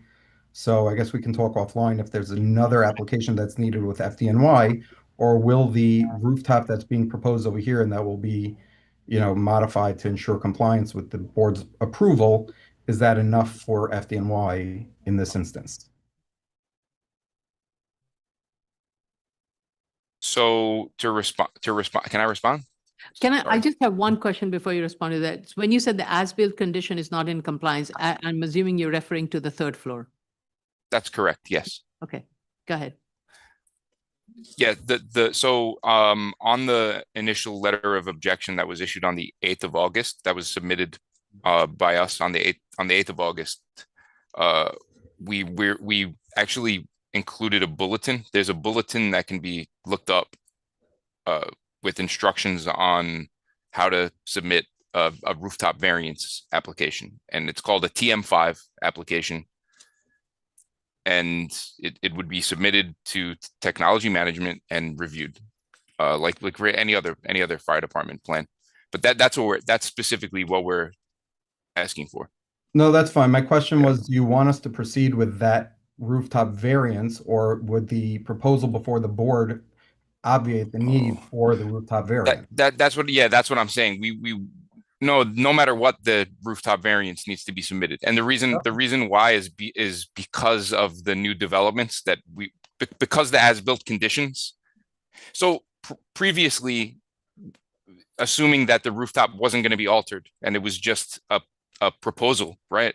Your options were either submit a plan that is in compliance or submit a variance. But given that it's not in compliance on site, right?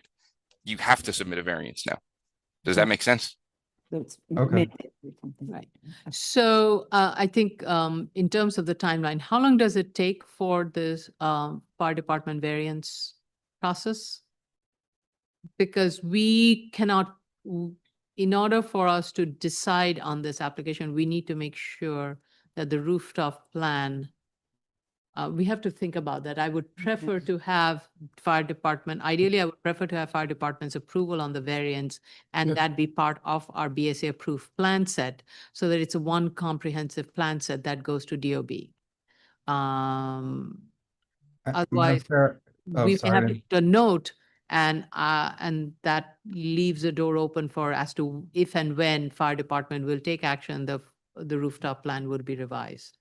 So I'm a little hesitant on the second part. I prefer the third one. Go ahead, Mr. Goldstein. That's my question, Madam Chair. If the proposed plans before the board with the modifications shown for rooftop access don't require in an other situation where it's a new building, they wouldn't require an FDNY variance.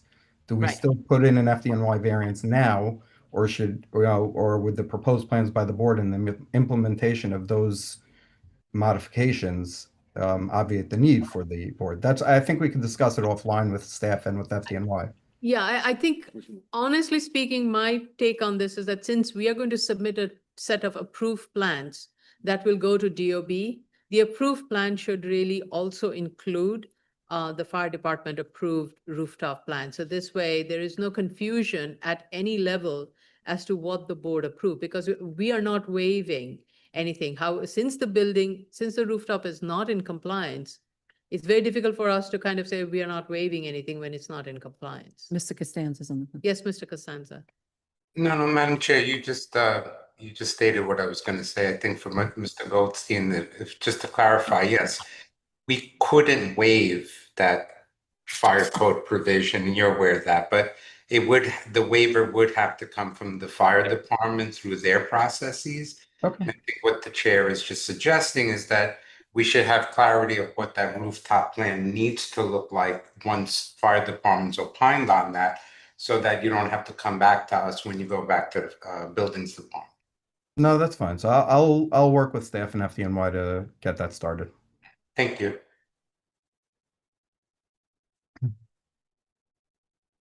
So there is a timeline in place, so please factor that in and Chief Raymond, whatever you can do to help facilitate this in a manner that this happens, and our staff can work with you and with Mr. Goldstein in coordinating that.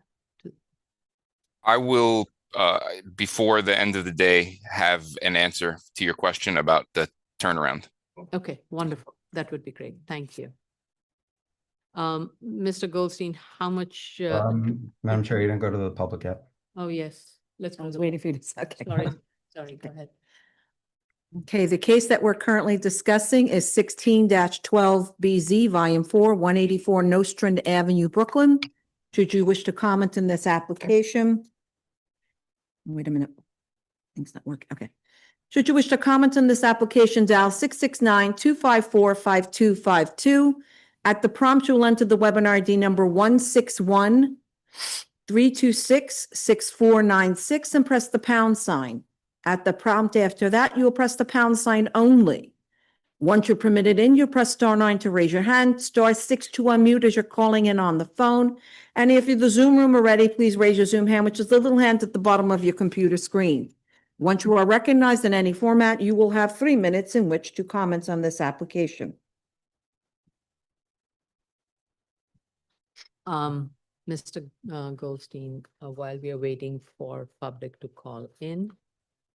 I think timing will depend on the resolution with FDNY.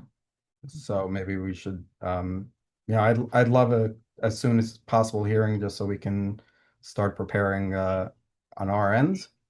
But maybe I should speak with staff today, tomorrow, and figure out a timeline with FDNY. Yeah, I think you do need to look at the trip gen and all of that information and provide more clarity regarding the crossing guards.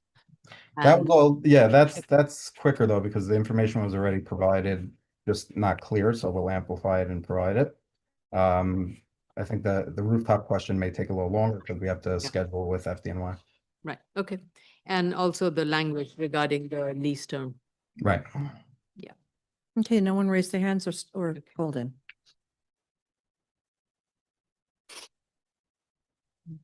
Thank you, Mr. Goldstein. I guess we'll be seeing you tomorrow. Oh, no, I'll see you soon. very soon. Soon. We're calling it the Jay Goldstein hearing. Let's hope it's a quick one. All right, have a good day, everyone. I'll see you soon. Bye. See you soon. Okay. New cases, item number 6, 437-64BZ, 13702 Farmers Boulevard, Queens. This is Nazir Kanzada. Yeah.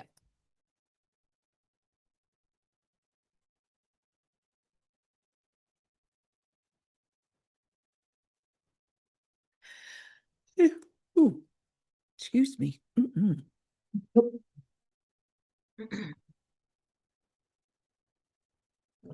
Hi, how are you? Else from the team?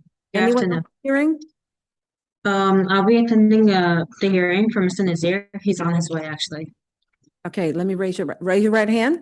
Do you affirm to tell the truth, the whole truth, and nothing but the truth in your testimony before this board, and to respond honestly to the board members' questions? I do. Okay, Mr. One more, I agree also. Okay. Please state your name for the record and proceed to respond to the board's comments at review session. May Abdurrahim. Nasir Khanzada, I'm the applicant.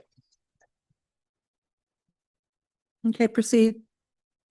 Okay, so we attended the all the comments and everything, and we got 15 comments, and they're all reasonable, and I appreciate board is really guiding us.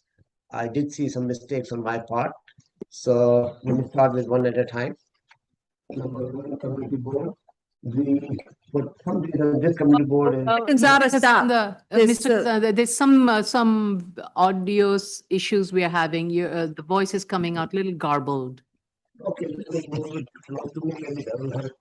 No, still. What happened? It's just good. Is it better? Yes. Yeah. Mr. Kazada, can you speak? I just want to make sure you. So I have first comment is from the community board. Can you hear us good? Yes, yes. Good. Okay. So this community board, somehow they closed or they are not in operation. We went there personally to knock on the door. We didn't find them, and we called them, we emailed them. We did the best we can. Looks like this community board is not active. So we don't have any response from the community board. So that we don't have any paperwork, any suggestion from them. Oh, So that's number one. Number two, the hours of operation. It was this repair shop and all those things, but now we are changing it to C-store. It will be 24 hours. So we will correct our facts and finding and all the information to mention that the C-store will be 24 hours.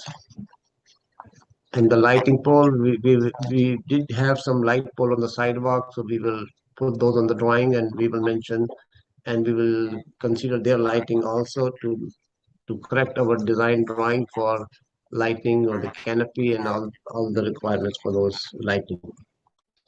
But these are proposed. These are proposed lighting based on the canopy calculation. So we will fix it. But the only thing I have to add is the light pole on the sidewalk we have. We will consider those. We did not consider those at this time. Yes, those are fine. I think most of the concern is really any lighting that would be along the rear lot line abutting residential use. And so any light poles that you have that is on the city sidewalk, that's not an issue. Yeah, but just to clarify, the back 3 lots, 23, 21, and 34, these are all 3 empty lots. And one of the lot which is right next to us, which is lot 23, is small lot. I don't know if this will be ever built. It's an empty lot. But we don't have anything there. We have only some planters and we will move the vacuum there. That's the new thing we have. We are moving the vacuum because it was on the acute corner. From acute corner to we will move it to the lot 23 area. So it doesn't bother anybody. I think If lot we were- 23 has a community facility or something like that, right? If you see Google, and the 3 lots are empty. All the back 3 lots are empty. So there's nobody there. There's no house or anything. Yeah, But- let me look at the plans. Because even though they might be empty, that doesn't, the site is zoned for residential use. It's very likely that residential building can be built there. So Correct. I don't want to, If you see a text map or Google map, I'm looking at one of the lot is too small to be built. But anyway, we are not putting anything there except the vacuum.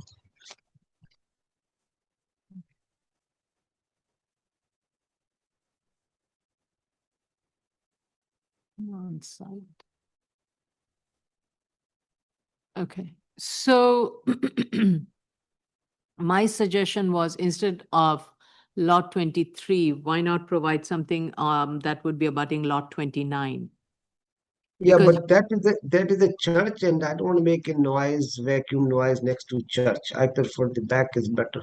I don't know if board wants here, I have no problem. But put it here is I'm putting a handicap next to the building, and then the pump will be close to the street, so somebody can come and goes. And it's never been, it's not occupying the full spot. So I prefer the back. And let me do it the right way in the new maneuverability plan. So I think it will be perfectly fine in the back. There's no house right now, and a lot of things in this lot will ever build a house on lot 23. So it's not really bothering vacuum anybody. So let me do it, and then if board object, I'll move it. No problem. It's a small thing. So next thing we have the pedestrian walkway. We will update the plan for handicap maneuverability also, and then the pedestrian. I have a new layout we will put together as per the board objections. So next one I have the parking bollard. So we will mention the parking bollard, and we will show parking bollard on the 137th Street side also. So nobody can just pull into the sidewalk. And we will show bollard next to the building also, so nobody crash into the buildings. And we will show some bollard at the acute corner also, so nobody can, hit the sign we have there. And I take the board objection regarding that triangular acute corner. That planter is out of the property line. We'll fix that. We will mention to be relocated to be in the property line instead of out of the property line. I agree with the board comments. Okay, so next one I have the trash enclosure, and it's my mistake. We have the chain link and a couple of options, so we will fix it to a block wall, concrete block wall. So like we always do it. So we'll do that way. It's going to be 6 by 8, and it will be trash enclosure with the cinder block. And next one I have the compliant notes, DOT and DOB. And we will put it in like we always do, and we will take feedback from the board. Whatever suggestions board have, we will put those notes in the drawing. Okay. Landscaping will be done accordingly with the new maneuverability plan. We'll take care of the landscaping, signage. There is a big mistake, and all the signs are eliminated. So, but we will fix it accordingly. There is some typo. We'll take care of it. Next one, I have this DC spill report. And it's pretty clear. So we don't have anything, but we will update it. It's in the facts and finding. We'll correct it accordingly if you need more. And ECB violation, we don't have a record. DOB does not have a record for this violation. It's pretty old and it's unrelated to the project, but we'll still clear it before this certificate of occupancy. One way or the other, we'll fix it. If DOB gives us detail of the violation, we fix it accordingly. If they don't have detail, then we will ask for waiver for the violation. So we take care of that part. And like the maneuverability plan, we'll fix it according to the new plan. Site 42's condition, we'll submit again and we will update you. And I agree with the board, this site is not clean because the owner is hoping to redo the whole thing, so it's not doing cleaning much. But we will force him to clean up, so we have a good site condition to start with. And we'll fix its facts and finding. And underground tanks are existing, 8,000 gallon. And I'll just mention the job number and everything in the facts and findings, so we have it. That's what I have. Any question from board, I can answer.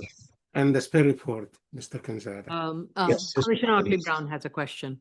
Did you mention the reconciliation of the convenience store selling area between the statement of facts and the plans?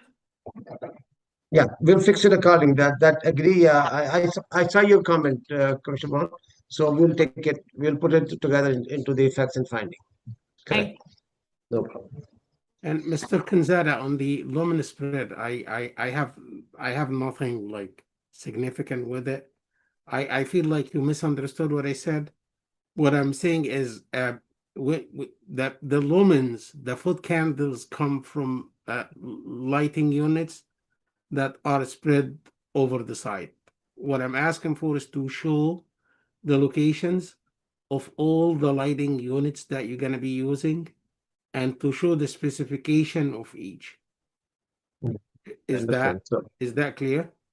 Yes, clear. Okay. Thank So what I did actually, what I missed, which you pointed out, that I am not showing the lighting on my building, which I just marked myself, and then I did not show the street lighting.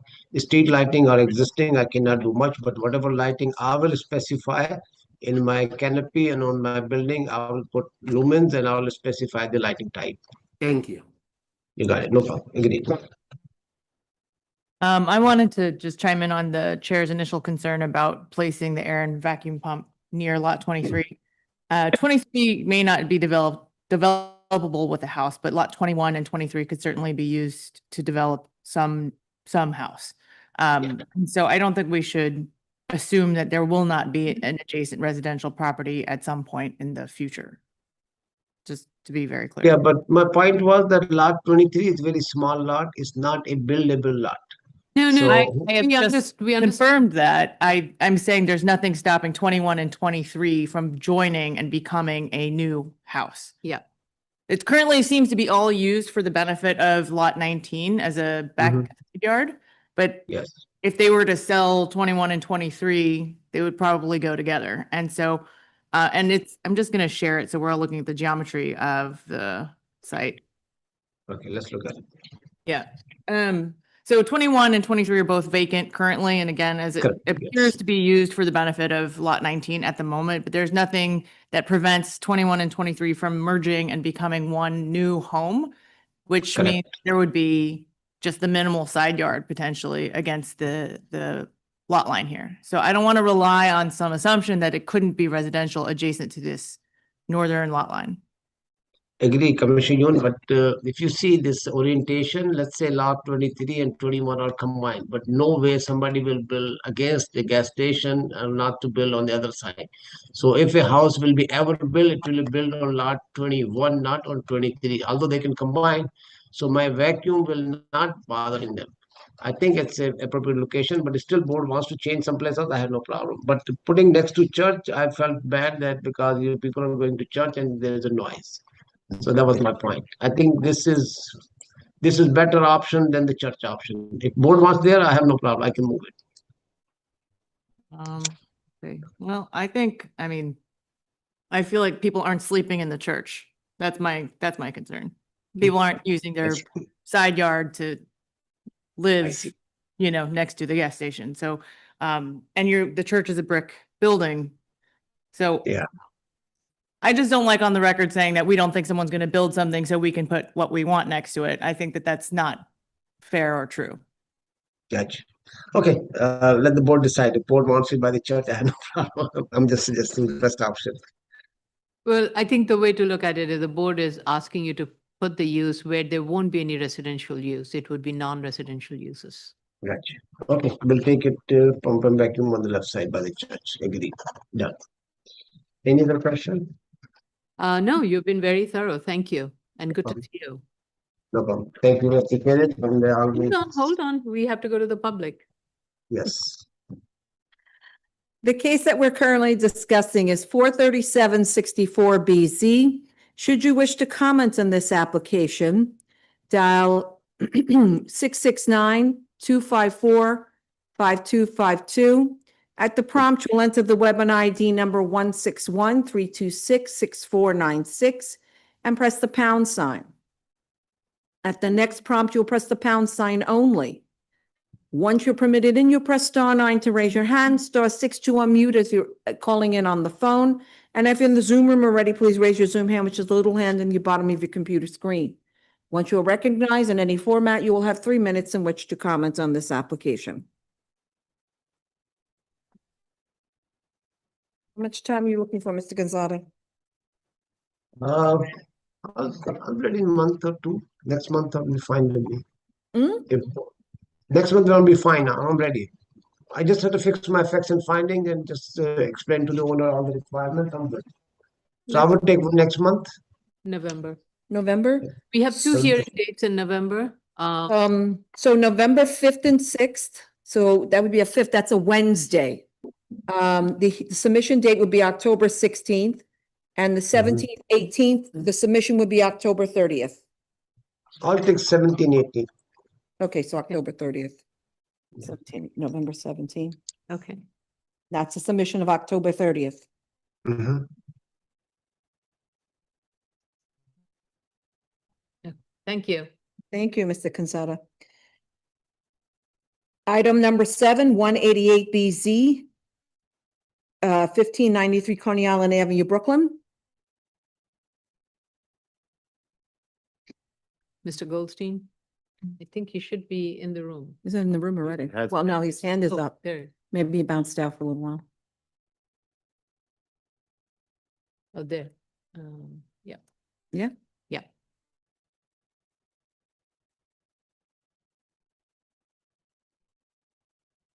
Okay, raise your right hand. I got a demotion. I didn't bounce out. Oh. Raise your hand. Do you affirm to tell the truth, the whole truth, and nothing but the truth in your testimony before this board, and to respond honestly to board member questions? I do. Please state your name for the record and proceed to respond to the board's comments at review session.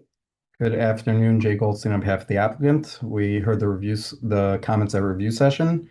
With regard to the proposed uses and the parking waivers, we will amend the plans and amend the statement of facts to reflect the differing uses and the parking calculations.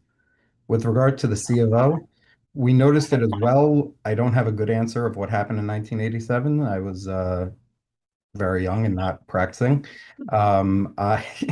It will be corrected, but as noted, it did reference the 3-story building, and the board approved the 3-story building, and it's been existing since then. We can amend the plans to show the prior waivers and then the proposed waivers. We'll try use different hatching or different colors. We'll provide a map showing the taller buildings in the area, similar to the other character of neighborhood maps that we've provided. We'll clarify the existing violations and the steps to remove those. And then we'll go into with regard to the other schools and other dormitories. I think I've done most of the dorm buildings before the board, so I can pull up the information and just double check. As mentioned, all schools do have different pedagogies with regard to their dorms, but we will provide the information requested. And then we'll provide the enrollment figures going back 3 to 5 years, just to explain what's been going on and how we're proposing to meet those needs. And then finally, with regard to the heights of the floors, Commissioner Yoon, I will discuss with the architect and engineer to see what can be done, if anything, to reduce those heights to make it creates, differing floors, differing heights for the center. So I'm not an architect, not an engineer. I need them to figure it out and tell me if it's feasible. I think those were all the questions. Yeah, I think what I noticed was the floor beam height between 4th and 5th floor was unusually thick, and then that was to accommodate the raised height. I'm not sure why it doesn't need to be, and if that was to accommodate whatever the common area space. So you definitely can bring the dorm room heights down, and that will bring the building facade down, but maintain a higher floor to ceiling for the top room, which is the common area where students will be gathering. And that, as Commissioner Yoon gave a very good suggestion of providing like a skylight or so that gives you a more height and light and air And that will not in any way affect the front facade, which can be brought down. And they're actually But- already doing that on the top floor. So I'm just saying to maximize that and to reduce, because the majority of the floor area is the dorm space. Yeah. And then I also wanted to say more specifically in the study hall, it shows a clear floor height of 10'8", which seems generous. So I think that can be below 10 feet certainly. I'd even say 9-foot clear would be appropriate, given the I'm dimensions of sorry, in the study room or in the dormitory space? in the study room. Okay. Again, I have no problem going back to the architect and engineer to discuss it and see what can be done, if anything, to drop the heights.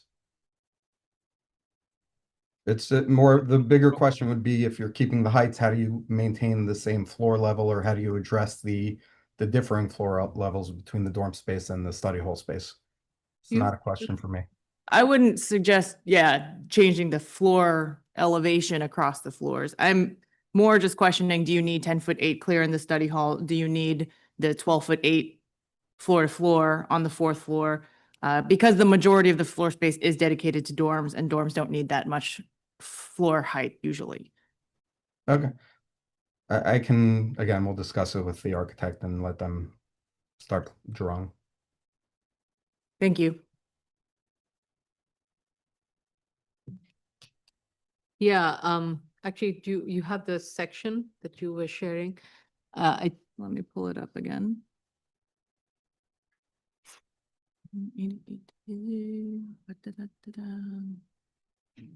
I think this one, I need to pull up the PDF.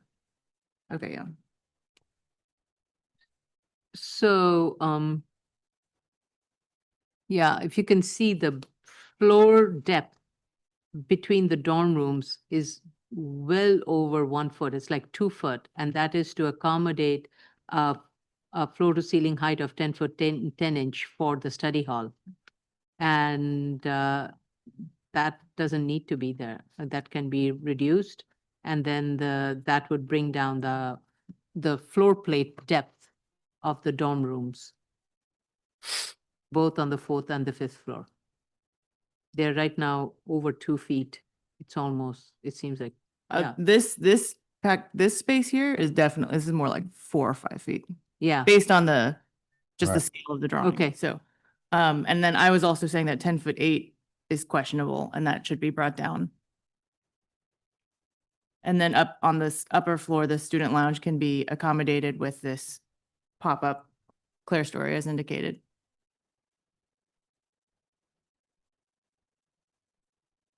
Okay. I will discuss it with them. Yeah.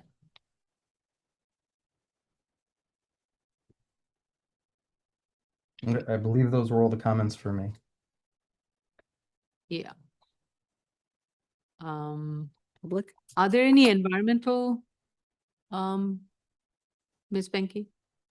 We received the revised EAS. I have a few follow-up comments that are minor, but other than that, we're good.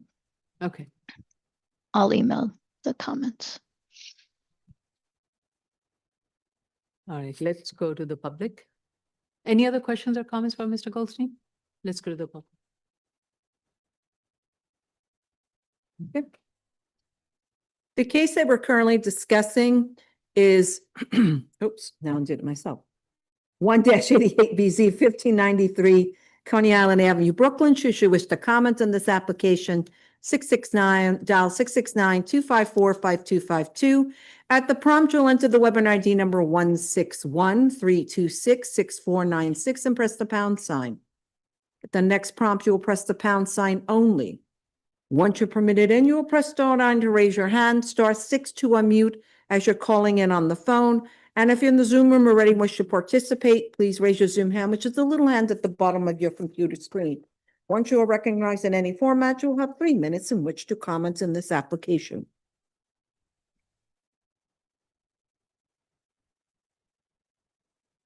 Mr. Goldstein, how much time will you need to address all of these comments?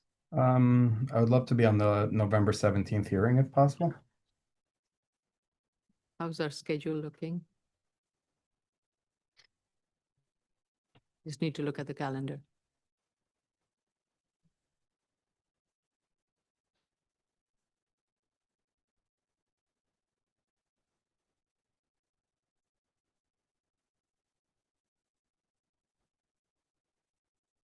Oh my God, why is it taking so long?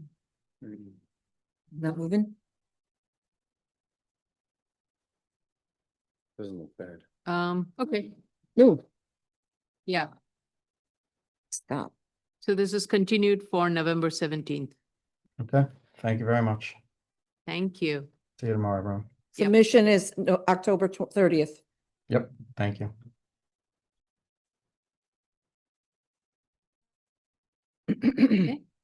Item number 8, 4-95 BZ, Volume 3, 2123 Hillside Avenue, Manhattan. This would be Elise. Hold it there. Yes. I've let her in. Anyone else from your team, Ms. Fuller? Can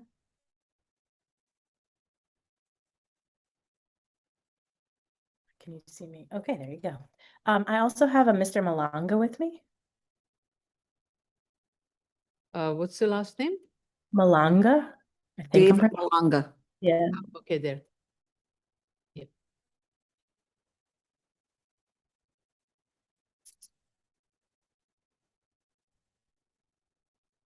Okay. Where is he? David, if you could unmute and show us your face. We have to swear in if it's possible, at least on me. Okay, cool. Thank you. Good afternoon. Raise your right hands. Do you affirm to tell the truth, the whole truth, and nothing but the truth in your testimony before this board and to respond honestly to board member questions? I do. I do. Okay. State your name for the record and proceed to respond to the board's comments at review session. Elise Fullader from Eric Palatnik PC. I'm here with Mr. Malanga. He is the representative for ownership for the property. I brought him here to answer one of your questions. We heard your questions at review session. Thank you so much. In terms of photographs, it's no problem. I already got a bunch of photographs sent from the operator, so I can send them as soon as today. And then signage, thank you for pointing out any typos. I can share the plans if you want, if you think it's necessary, but there is a 61 square feet of total signage with 6 square feet of illuminated and 56 non-illuminated. And I can fix that on the statement if it's not clear. Yeah.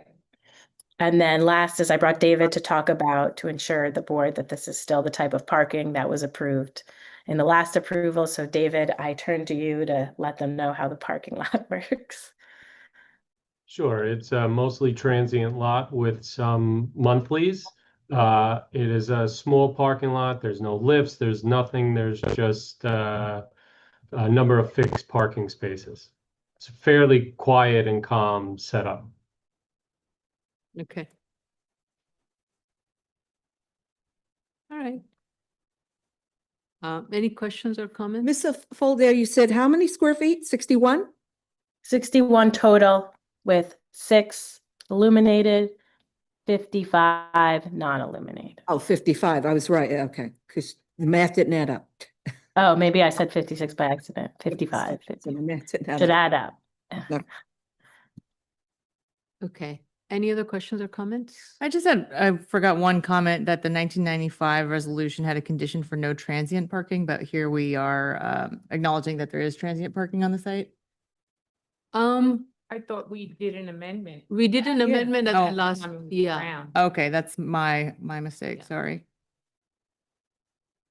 So I think the term transient, it's basically it's a transit on a daily basis, or is it more like you have monthly parking who are if at the end of the month, somebody terminates someone else, I'm assuming that's really what we are meaning by transit? No. Do you recall? Daily, to allow It's a daily? hours. Mhm. So, okay, so that's just a clarification. So, Mr. Malanga, when you say it's a lease, these spaces are leased, these are leased for a period of time or it's a daily lease? So 3/4 of the parking lot are filled with monthly tenants. So each space is leased out monthly. They pay a flat rate for the month. And then the remainder, it's only 5 or 6 spaces that are used for transient daily parkers. It's very little. Yep, that's what I seem to remember from my when I was on the previous board. Yeah. Got it. Thank you. Oh, I see. Sorry, I missed it in the most recent resolution. That's my mistake. Okay. All right, let's go to the public. The case that we're currently discussing is 4-95BZ 2123 Hillside Avenue, Manhattan. Should you wish to comment on this application, dial 669-254-5252. At the prompt, you will enter the webinar ID number 161-326-6496 and press the pound sign. At the prompt after that, you will press the pound sign only. Once you're permitted in, you will press star 9 to raise your hand, star 6 to unmute as you're calling in on the phone. And if you're in the Zoom room already and wish to participate, please raise your Zoom hand, which is the little hand at the bottom of your computer screen. Once you are recognized in any format, you will have 3 minutes in which to comment on this application.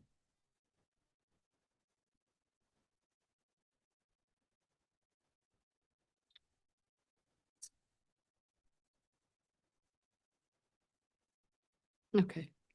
Ms. Fuller, one of the things that I'm going to mention to every applicant is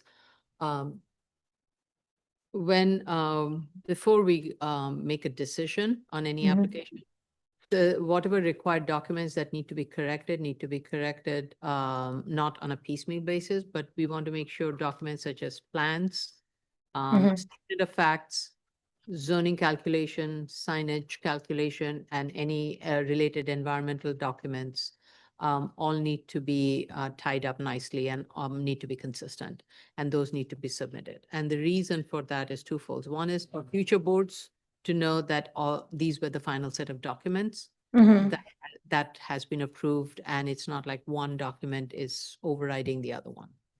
So that's one part of it. The second part of it is it also makes it easier for the board to prepare its resolution.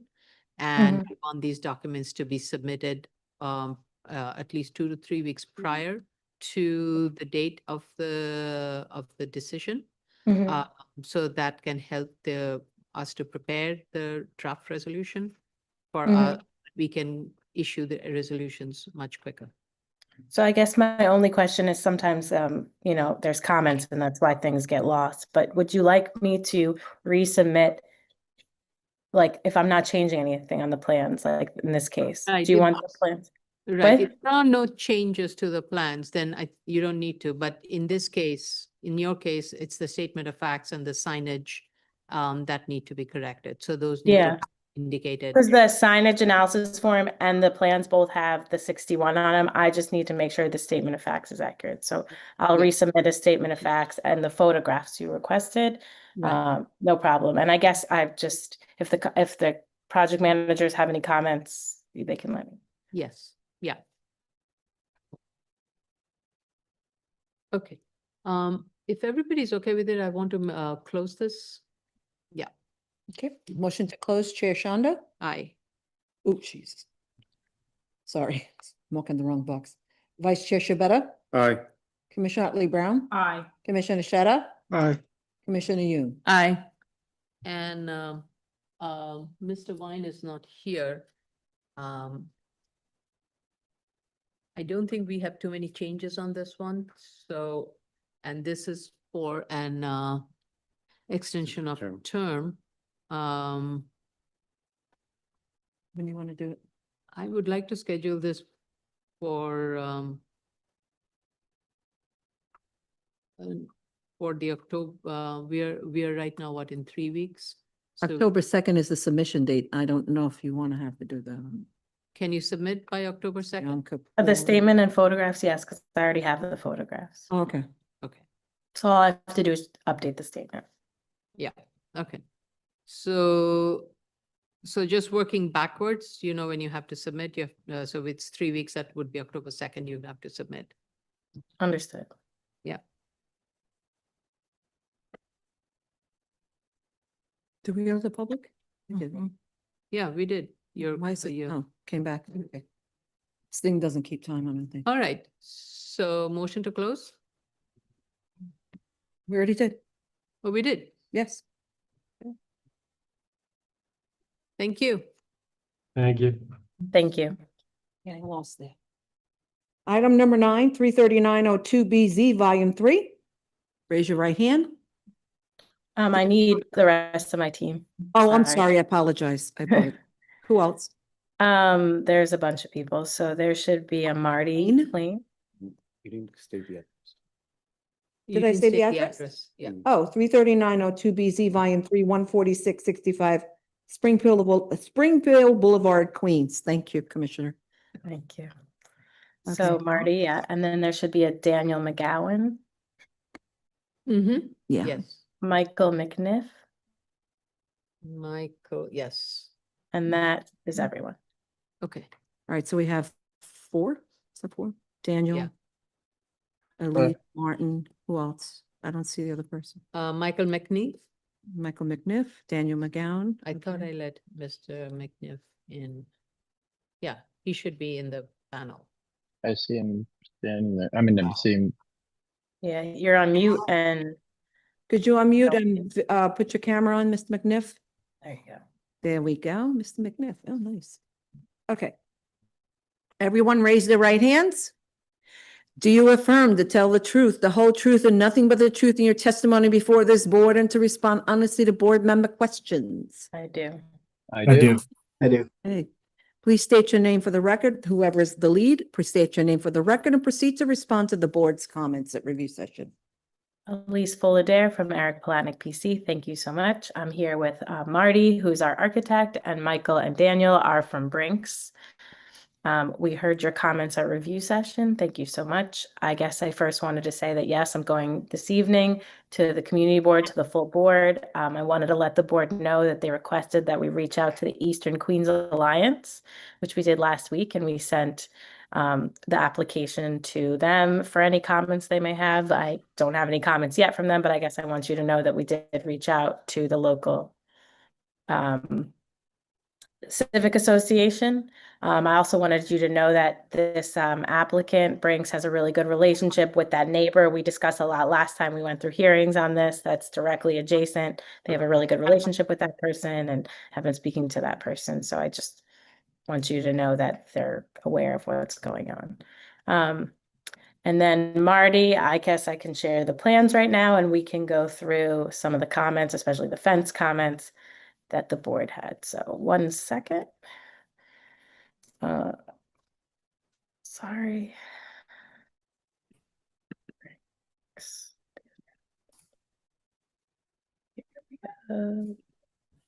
Oh, sorry.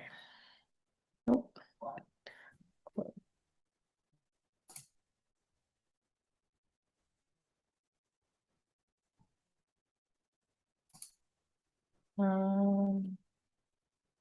Sorry, I just want to make sure. Okay, got it.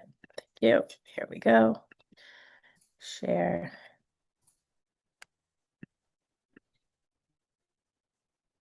And you said P 12.2 to start. 12.2. Okay, there you go. If you wanted to speak if a you little bit wanted- about what we can do with the fencing, I think that's a good place to start. Could you zoom into the axiometric for a moment? Just for This one? there you go. Yeah, perfect. Good, so Is so that I believe that let's pan up just a little bit. it's hard to exactly right. Maybe I'll just go out one. There you Is that go. okay? Can you see it? Yeah, it's perfect. That's perfect. So thank you. Good afternoon. So I heard the hearing earlier. The fence, I think, is depicted best on this particular side because I know that previously we had a BSA approval for a 10-foot high wooden fence that went around at least 3/4 of the site, where they're only on the 147th Street side was there a kind of a black picket fence. So I know you can't see my pointer, but I usually talk with my hands. So it's so currently we were going to replace the wood fence with this 10-foot high metal fence for security purposes with Brinks. What we did get approval for and was required to do was to have plantings that surrounded, if you go to this page and to the next page, if you could see them depicted on all of the sides that the fence showed to the street. We had a fence that was supposed to go up and be maintained plantings that are supposed to go up and be maintained at 8 feet. We can let them grow to 10 feet so that there would be the same growth in front of the fence as previously approved. It's not the fact that we couldn't, it was more the fact that that was one of the requests, that it would be the fence would kind of stick out over the top back when we went through approvals. Now, the actual fence, or the metal fence, is described as a hot dipped galvanized fence that's just painted. We could make that color to match the wooden fence. I mean, it could be a softer beige. And we're looking to you for a little bit of direction since it's a residential area. We weren't planning on making it a black fence or a gray. We either could match the building, which is kind of a beige. We can match a wood tone, which is kind of a tan. So that was the plan, which would be maintained and cleaned if there was ever any graffiti or anything that would, basically be sprayed on it. As we know, Brinks has been there for a very long time and hasn't had any issues with any of that yet, because, so we don't foresee it being a problem. One thing listening to you earlier is that we feel is that if you go back to the last plan for a moment, as you can see, we were planted everywhere except for to hide the fence, which would be on this particular view. On 147th Street, it was never proposed from the existing, because we were trying to conform a little bit with some of the existing plantings that were requested back on the original BSA. So in this particular case, we have some low plantings. So we could theoretically plant in front of this face as well, to cover the same fencing. Now, you asked how high the actual fence is. So we will add sections, and when we resubmit, the sections will be there that will show the exact section of how high from the curb. So if you go around this whole site on this L shape, the top of curb averages at an elevation of approximately 6.5 datum. So the average elevation of the parking lot on the inside is approximately 9.75 average. It goes down to 8 in some places. In the middle of it, because of drainage, it goes up to 10. But at the perimeters, it's usually approximately 9.75 to 9.5. So that means that that's an addition of an extra 3 feet, 3.25 feet. That would be, but the 10 feet, this goes above from there. So if you do see, there's a retaining wall on most of the sides, obviously going around. That retaining wall actually also sticks up approximately 12 to 18 inches higher than the parking lot itself. So that's existing, that's there. So what we would be doing is going from elevation 9.75, 10 foot higher than that. So minus the 1 foot, or so, 1.6, but that's how much higher it would be. So it'd be 9.75. So it'd be a datum elevation, not 19.75, but you have to minus 6.5 from that. So the perceived fence height from the exterior of the site would be 13 or It would be something. 13 or so, correct. And you're saying that the current wood fence is the same height? The current wood fence is designed as per the approvals, the same height as 10 feet. We did notice that the one that was across Beach Street, that was built by the owners or the landlords, not by Brinks. The one that came across Springfield Lane looks like it's 1 foot lower. Not exactly positive as to why, but up against the 3-story masonry dwelling next to it, and up against the 2-story masonry dwelling, those were high. The one along 147th Avenue, that was only supposed to be a 6 foot high fence, and that would be, and it was supposed to be a picket fence. That would be getting taller, of course. Yeah, I think the height along the fence height along 147 before the gate, entry gate, that probably of all the fence site was the shortest. Yes, Partly and it was, because it grade was also, another all. right, it was also an open picket fence, approved, back, Yes, with the a few years ago. metal fence. It's still. And partly it's covered there. Fence. Yeah, it is still there. Yeah. So that's basically, us addressing the idea, and we're looking to say, obviously I think planting in front of that would definitely help with these, evergreens, so that does.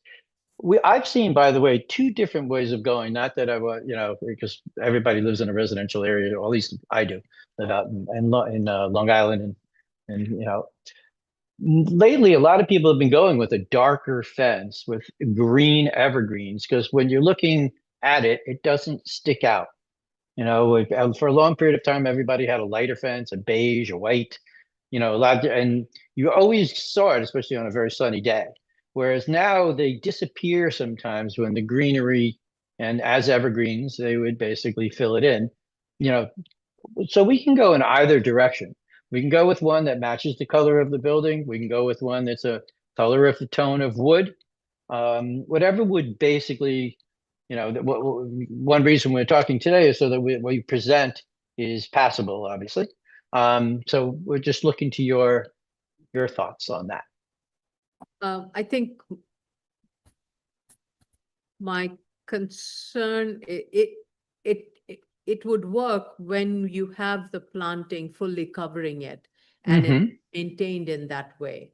Correct. And if that's achievable and that is how it's going to be maintained for the foreseeable future, yes, you're right. The color of the fence may not matter that much. It may not be that visible. But that all depends on how well of a landscaping plan you put together and how it will be maintained so that it would not result in these gaps. I remember when we were reviewing it initially, the lot lines were actually in very poor shape. The plans that were approved, the landscaping plan that was approved was not at all implemented. I'm glad to see that the current management team of Brink is taking the board's condition very seriously and is trying to address those issues. But we need to make sure that that's what happens in future also, and needs to be maintained. Because then I agree, maybe the wall height may not, the color won't matter that much. But I just want to let you know, we can make it dense fencing. It's not the kind of plants that it's like not a stick thing with plants above. It really needs to be from the bushy from grade up all the way. Grade up. So are you saying, I guess, just for clarification, is these little bushes in front you'd rather see tall? Yes. Tall. Okay. Yeah, 'Cause the that's other what ones- if you look at the other ones, what I was proposing, at least, Mhm. just so you can understand, was to do the same thing as shown on Springfield Lane, and same thing as shown around against the residential property, is to do that along the wall, on 147th Avenue as well. That makes sense. So to have the tall ones. I think that would definitely help out, and we will go through the process of proving the fact that the type of plant that should get bushy enough.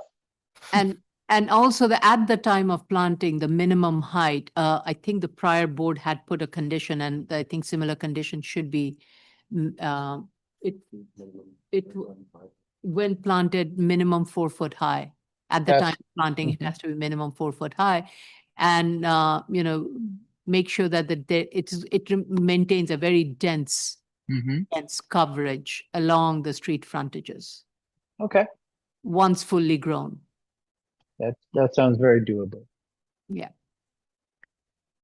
Now, in the terms the of other way go of ahead. doing it, if you want to have a dense, but it takes a while for them dense, right? You could have it, as Commissioner Otley Brown very nicely put it once, have it in a staggered way, so that you end up having a much, while each one grows with their space over time, you get a really nice dense. And that is another option you have on 147, because that's a pretty wide, it's a deep bed. So I would say on that one, consider a staggered dense buffering. Yeah, I think on 147th, we might even be able to get like, we're using a lot of small, thin, taller evergreens on the other areas because of the distance from the lot line to the fence.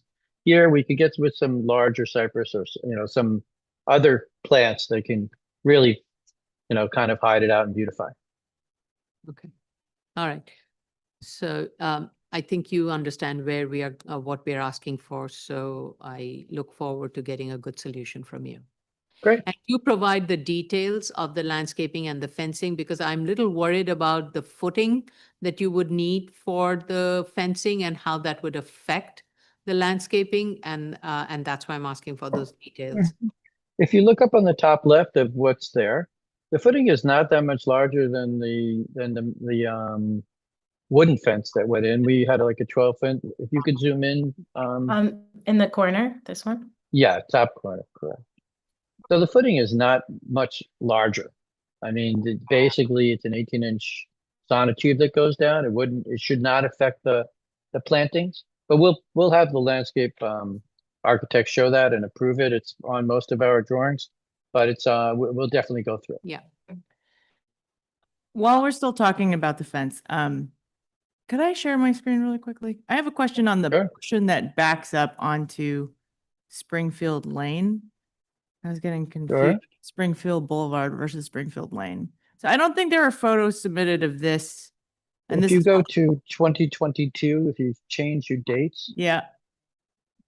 This is it will show that's the existing. so this was right. replaced between 2021 and 2022. Correct. This is where I meant they kind of missed by a foot over in the right. I think somebody got confused because that portion of the is higher. So they put, and this portion is lower. So they made a 10-foot fence here and a 10-foot fence there. But the problem is the grades are at 2 different levels. So we're going to try to make it more, we'll work on that with it more consistent. Okay, and you When we provide a put the metal section fence through this indicating the height, a typical height above grade. Mhm. Okay, and the depth of this planter. Absolutely. Okay, thank you. And if you notice on that picture, the trees kind of go in about 18 inches down behind that masonry wall. So, or the stucco wall. So that helps a little bit.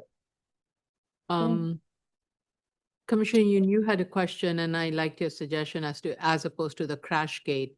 Yeah. Why can't, those raised bollards that are embedded into the ground be considered? Or even here, they have the crash gate that just recesses into Yeah, the street. just kind of has this kind of a, You're basically just trying to avoid having these giant 24-foot tall posts next to the house next door. So Dan, I'll speak to that. Yes, Commissioner Yoon, thanks for pointing that out. One of the main concerns is our insurance and liability as far as maintenance and reliability. The ones that go on the ground with the ice, snow, find that it operationally breaks down more often and creates more maintenance and problems. From a security perspective, we need to stay operational, and that's why we went with the fence type that go up and down versus into the ground. And we have to continue to operate while handling the material, so we can't have long downtime to put in the cutting of the concrete and then putting in the actuator and having all of the hydraulics and process. It will shut down our operations from being able to do business. There is one other reason, if you don't mind. So I know I've mentioned before what elevation we are to the ocean. We're basically atop a curb at 6. I mean, if you go down for a crash gate, most of what ends up happening during high water tide, area, you would have to actually make it. It's going to sit in sometimes high tide, and it's not always obviously great for waterlands. We're not actually in a flood zone, but it's still very close to the. You go down 7 feet, you're going to have water there. Everything would then have to be, it has its problems. Thank you. You're welcome. can you put that in a cover letter explaining the operational and the possible flooding issues? We'll add it to the operational plan with the maintaining the landscaping. Yeah, with your, yeah, in And the your fence. plan, yeah.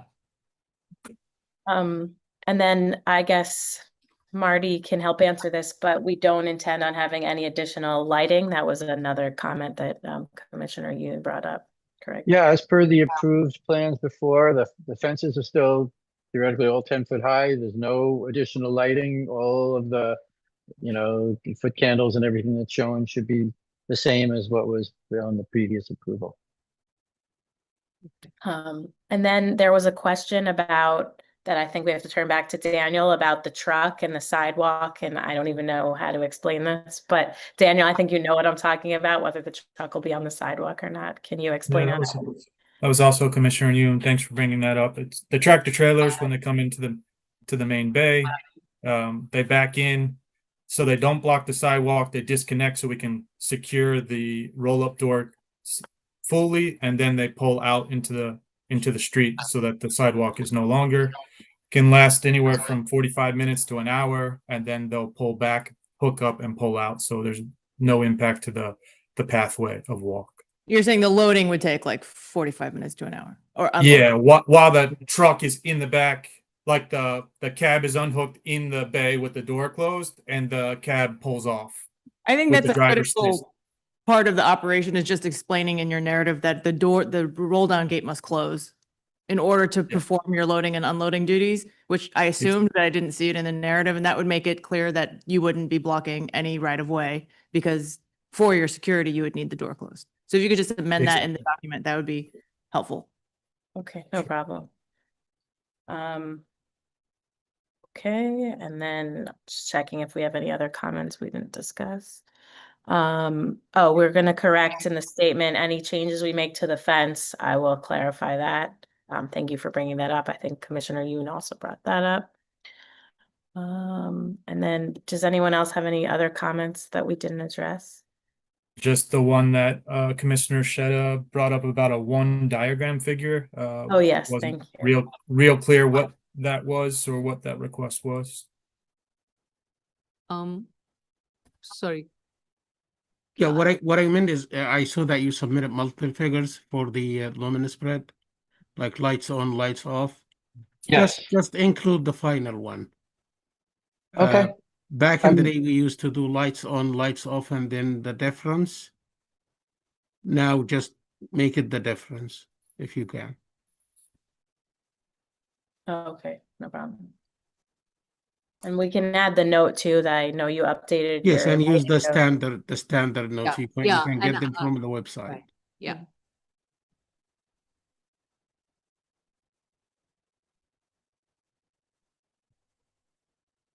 Okay. Done. Okay, let's go to the public.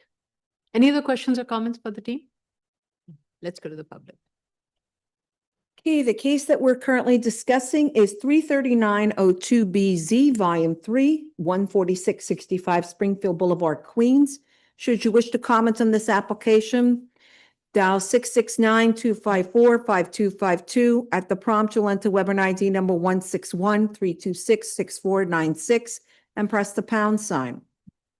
At the next prompt, you'll press the pound sign only. Once you're permitted in, you'll press *9 to raise your hand, *6 to unmute as you're calling in on the phone. And if you're in the Zoom room already and wish to raise your raise your hand, please use the sorry.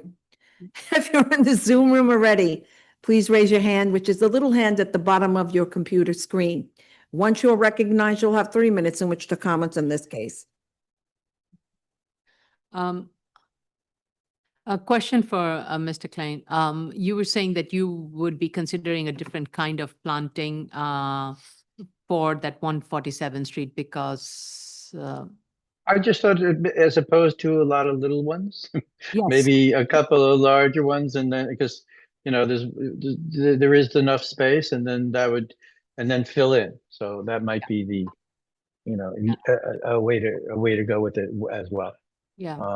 I will discuss that with our landscape architect because the little ones do grow faster than the bigger ones. So, that's the other side to it, but let's see how we can work that out. So it does have some, residential side to it. Yeah. Okay. Is the board okay with closing it? All right. If we are okay with closing this, there are a lot of documents that need to be submitted on this one. So I would schedule this for November decision. That will give your team enough time to make the submission as I laid out, the kind of Mhm. time chart. Understood. Okay? We were gonna ask for that anyway, because we need to talk Yes. to our landscape architect.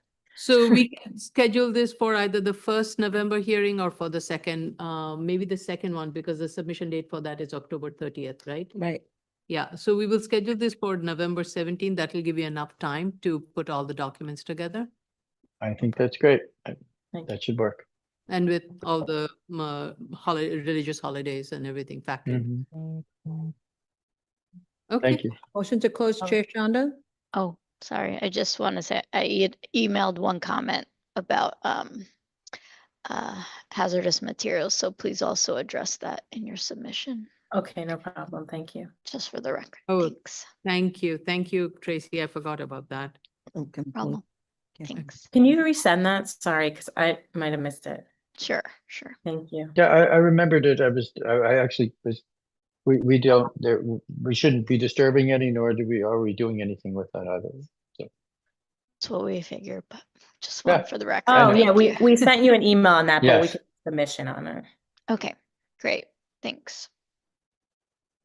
Go ahead. Motion to close, Chair Shanda? Aye. Vice Chair Shabeta? Aye. Commissioner Otley Brown? Aye. Commissioner Sheta? Aye. Commissioner Yoon? Aye. Okay, Thank you so much. thank you. Thank you. okay. I just inappropriately want to say to my team, if you want to call the conference call number, I can let you know what Okay. happened. Bye. Thank you. Thank you. Thank you, one and all. Next item, item number 10-269, 13BZ, Volume 2, 110 West 73rd Street, Manhattan. This Okay. is Alexia Landsman. Yeah, I see her. I'm letting her in. Anyone else, Alexia? I think there's Eric coming in. Eric Bath. Hello, can you hear me? Sure. Yes. Okay, great.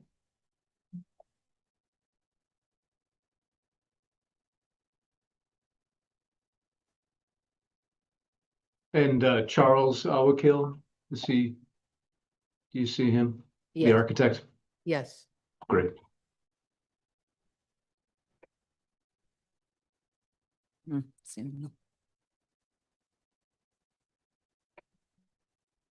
Okay. Where is he? I I don't thought I see him. did. I know, I did let him, he has to accept it.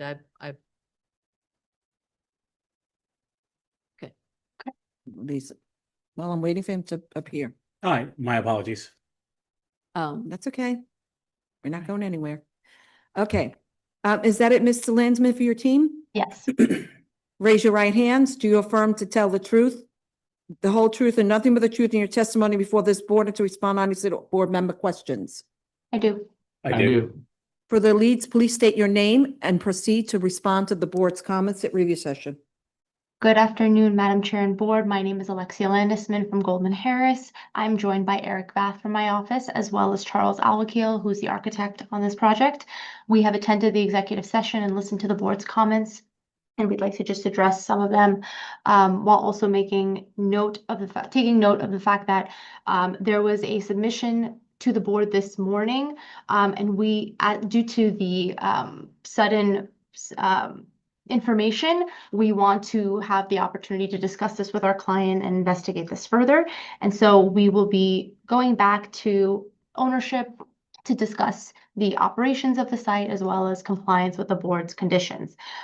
We also just wanted to use this time to discuss a few questions that the board had mentioned with regards to the trash storage.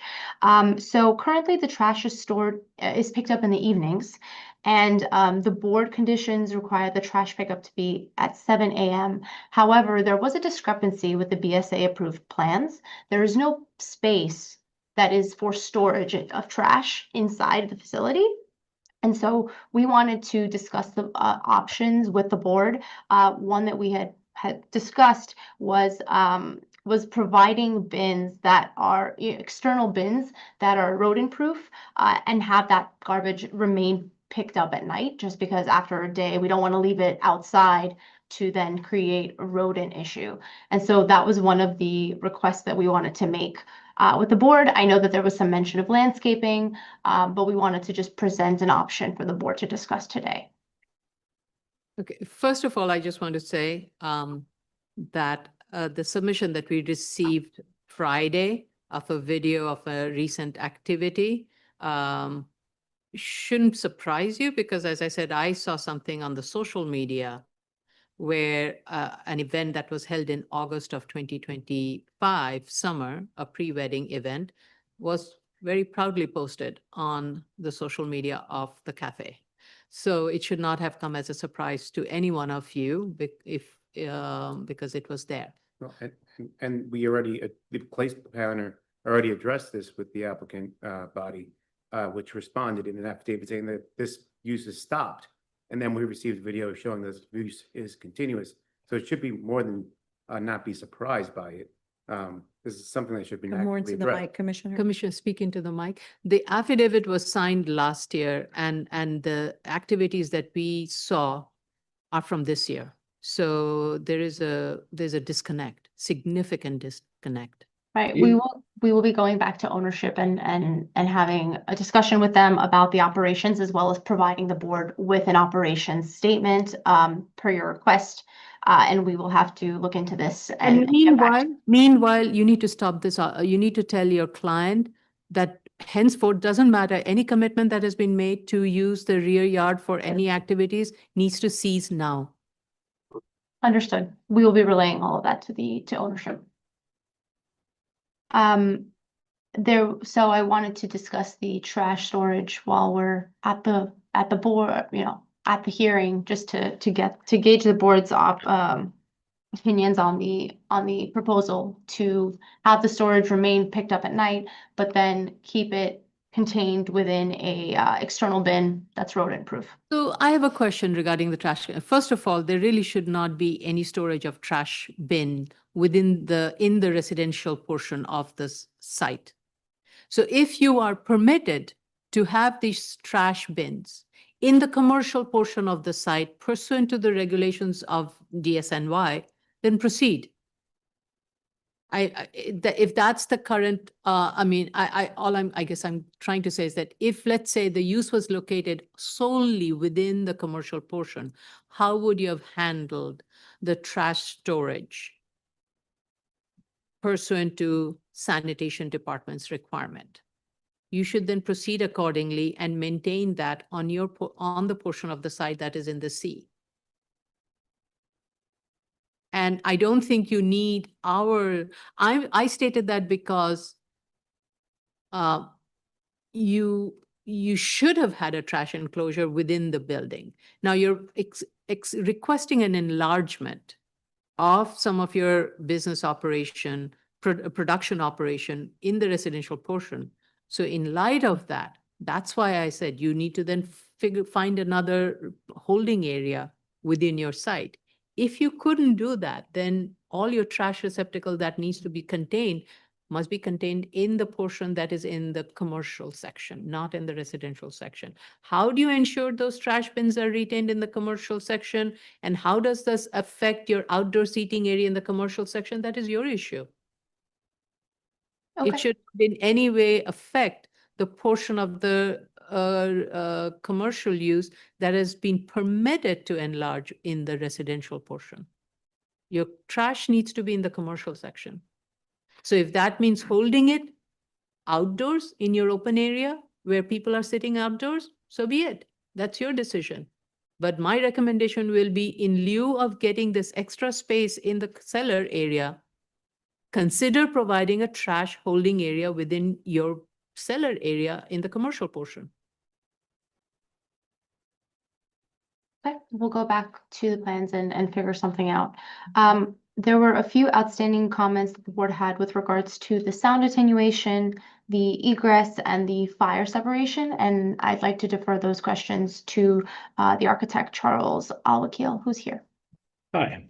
All right, so I'll start with, we spoke to ownership and they told us that the soundboard had been installed in accordance with the plans, and they also noted that they according to them, they had no noise complaints from those tenants. Hold on, just 1 second. That's just what. Soundboard has been installed? Yes, there was a condition for the soundboard in the prior BSA application that was supposed to be located in the party wall with what's it called, with the residential unit on I believe it's 106, if I'm not mistaken. Where am I at? Sorry. So that's what I'm referring to. In terms of the egress at the cellar, I believe that there was a DOB approval that was procured by the applicant, by the owner, which basically DOB seems to have allowed for some sort of extension of the use down there, which then allowed for modified egress that went through what's it called, through the building where the commercial district has been extended onto. Even if it was not the same as what we saw in the approval from the board originally, where egress was supposed to run through that meter room. Okay, we are not waiving any building code. We are Yep. not waiving any fire code. Yep. So, in order for us to consider enlarging this space in the cellar, all of those codes have to be abided by and need to be reflected in the plan. And until then, we cannot proceed. I understand that very well. Should we show you the approved plans that DOB approved by another architect showing the means of egress? Well, if the plan that has been approved by DOT is that what has been built? Yes. Okay, that is contrary to, so then you're amending the plan. You're amending the plan. Yes, we are amending it. We're actually filing an extra application in order to, first off, record the conditions of the board's approval, should you grant, and also take a portion of that cellar, which was not previously approved by DOB, and extend the use onto that portion of the cellar. Because DOB in the past approved, I believe it's a little area that contains a locker room and the path to the outside in that portion of the building. Okay, so the entire document, everything needs to be revised, but I'm concerned about whether I need to make sure, again, we are not the fire expert, we are not the emergency experts. I need to make sure that the plan that has been approved by DOB meets all the guidelines, all the safety, egress, all the requirements. We will. If that means getting a read from DOB again to make sure that this is fully meeting all the requirements, please do so. We will get the approved plans and pull them and submit them to you, if that's okay. And I think maybe our fire inspection is warranted to make sure everything is in compliance. That makes sense. Yeah. And what was the other question?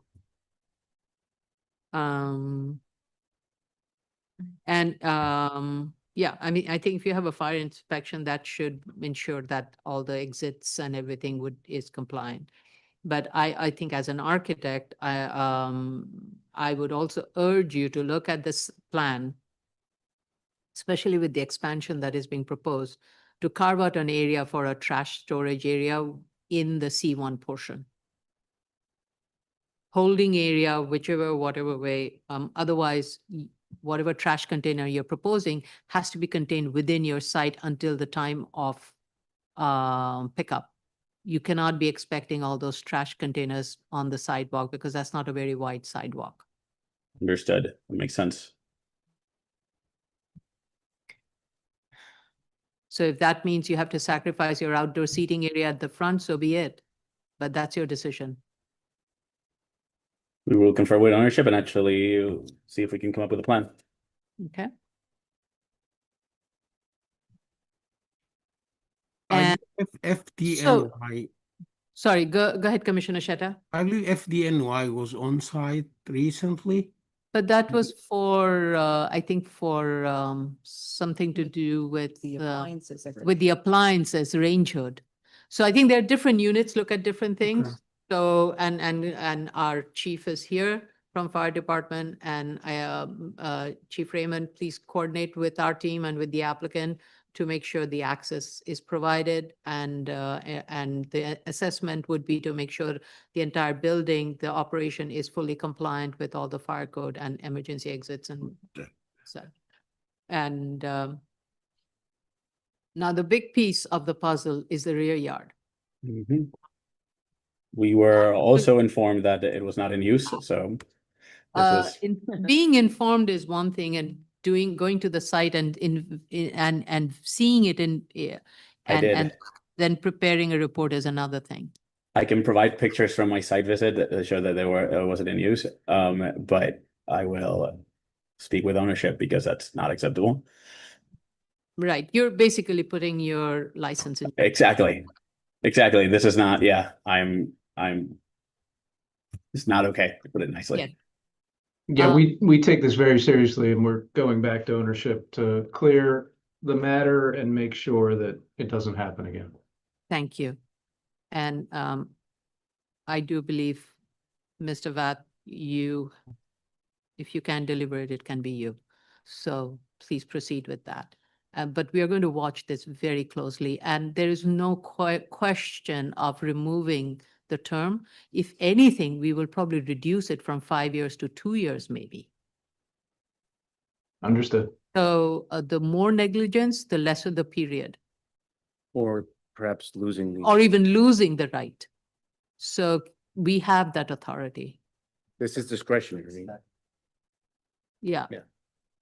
So please, yeah, it's like a willful disregard of board's conditions. Right. And, and it's not like it happened once. It seems to be a very continuous trend. I think advising them that the extension of term is something that is discretionary by the board, who's been a bit surprised by the constant, let's say, not upfront nature of the applicant. I think that should do. We'll relay all of the board's comments to ownership, and I think we definitely need some time to get our ducks in a row.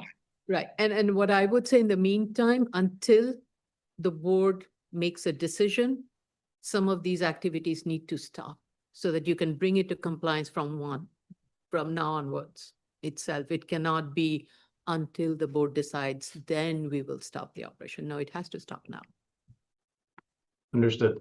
Okay. And same thing goes with trash, how you handle it, start figuring out the operation and make it, figure out an implementation plan and putting it to play. Any other questions or comments? I think, as I mentioned earlier, it would be helpful for you to provide a summary of the occupancy that was proposed in 2014 and what you currently have in these plans. I'll do that. Also, yep. Yeah, we will also speak to the owner about the website, make sure that's taken down. And we'll also advise them on the approved plans that we have on hand that may or not be totally consistent with the board's resolution. Yeah. Can you confirm that this is a legalization and that this already exists in the cellar? Yes, it is a legalization. It already exists. So the proposed plans are currently in place as they're drawn here. No. So, well, yes. So they are in place as in what is currently drawn there, but there has not been any approved filing to extend the commercial use into the former residential storage area. Understood. Did we get existing plans of what it was, we have the prior approved plans, we have the proposed plans. You need the DOB plans. We'll get the DOB plans over to you. Yeah. Yeah. Okay. Yeah. And the proposed plan will be revised to reflect the DOB plan, provided it's complying with all the codes. And if upon field inspection, there are issues raised regarding safety and egress, then the plans will need to be revised. Yep.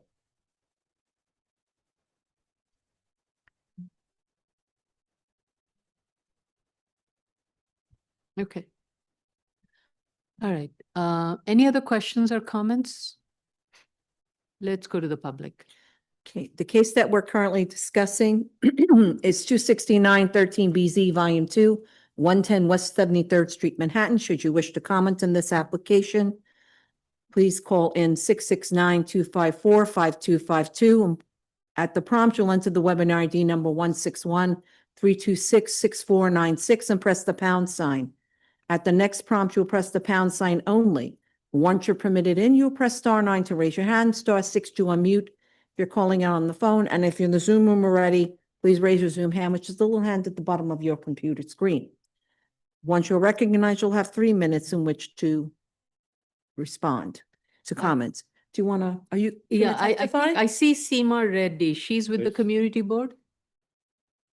There's someone charging. Sure. No, the protocol is we generally start with the What this- community board yeah. elected officials first. So I want to see if anybody, okay, there. Let's see. Let them Okay. speak first and then we will take the public. Okay. Thank you for your patience. Yeah. Choose the community board. We don't Yeah. do timers. Okay. Yeah. Go ahead, Ms. Reddy. Hi, can you hear me? Yes. Yes. Hi. So we heard this application last week at our committee meeting. Our full board meeting meets on October 7th when this will be presented then. I do have to tell you, there's been just a tremendous amount of outpouring of frustration and desperation from the neighbors and the nearby community. I've been on the board for almost 10 years and I've never seen anything like it. So I would urge all of the commissioners and yourself to really consider either removing this special application, revoking the special application, or at the very least, the short leash that you mentioned earlier in your comments. I think is necessary. The pattern of just constant violation to the stipulations that they themselves made in your special permit of 2014 is really striking and hugely disappointing. Thank you. Okay. Thank you very much. Yes, we have a representative from the community here in public. So please come to the podium. Please state your name for the record and you'll have 3 minutes. Want to turn the, Yeah, I don't do this very often. My name is Stephen Blau. I live behind the applicant. I had a whole thing planned, but you guys, you know it all. You synthesized the information. You comprehensively outlined all of their transgressions. So like I kind of had to audible before. There's just a couple nuanced pieces of information that may be relevant that I just wanted to make sure I had it into it for the record. I can testify that they 100% hosted events there last Friday. There was somebody else in my building who got the pictures and saw it. I called 311. Officers were generous enough to come by, so it's on the record with police officers, Sergeant Rondon and Officer Rodriguez, so they can testify as well that there was events going on as recently as this past Friday. Did you get a report? Did you get a report, an incident report? I did not. I spoke to them. I showed them some of these documents. I was like, they're not even supposed to be having events back here. Look at this. You know, there was liquor there. I don't know all the governmental nuance to it, but you know, maybe that impacts their liquor license. But you guys should know that as well. Also, you know, separate but related, I think it's my understanding that there's a vacate order on buildings 106 and 108. So that's the main restaurant. And I think that's been in place for some time. So I don't know the impact of that, but that sounds pretty severe and legit to me. As well as one other thing I wrote down. Give me 1 second.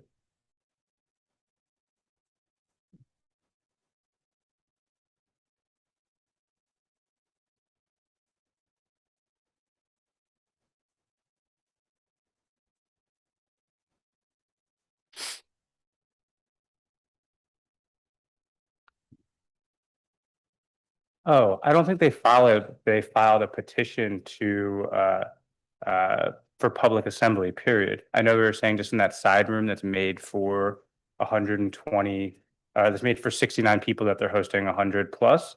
I don't think they have any, and I guess the architect can probably speak to it. And again, I don't know this to be 100% certain, but it's my understanding they've never applied for a public assembly permit in any part of their restaurant, and they have multiple places that they're advertising as being above that. I guess it's a 69-person threshold. So that was interesting information as well. That maybe is inside the scope of this. So yeah, so I mean, you guys know the pattern of deceit, and it's reckless, and you know, I appreciate you guys taking this so seriously. As a community member, I would also ask for your guidance on what the appropriate courses are for us to continue to actually impact their behavior, because you know, they've been operating legally for years now and nothing has changed. So whether that's a liquor license or closing them down, you know, I know you guys have your certain authority, and I appreciate you guys considering to exercise it to its maximum level, but would also appreciate your guidance on navigating the system and any other avenues we should be taking to help kind of restore this community back to a place of peace. Thank you. Thank you. Thank you. Just noting. Hello, just noting for the board, the biz record for 108 West 73rd shows a partial vacate for no PA and inadequate second means of egress. Actually, it's raising a good question. Is the plan that has been approved by DOB, was that a self-certified plan? But Charles, do you have that information? I will pull it up right now and let you know. I don't believe it was a self-cert.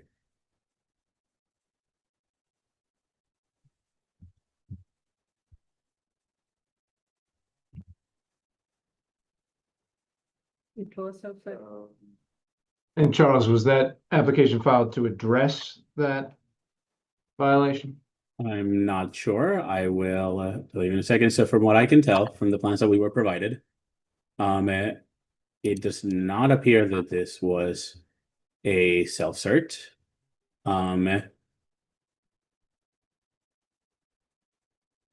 No, it is not a self-cert. Okay. And those plans show 74 people in the districting section, sorry, in the side room.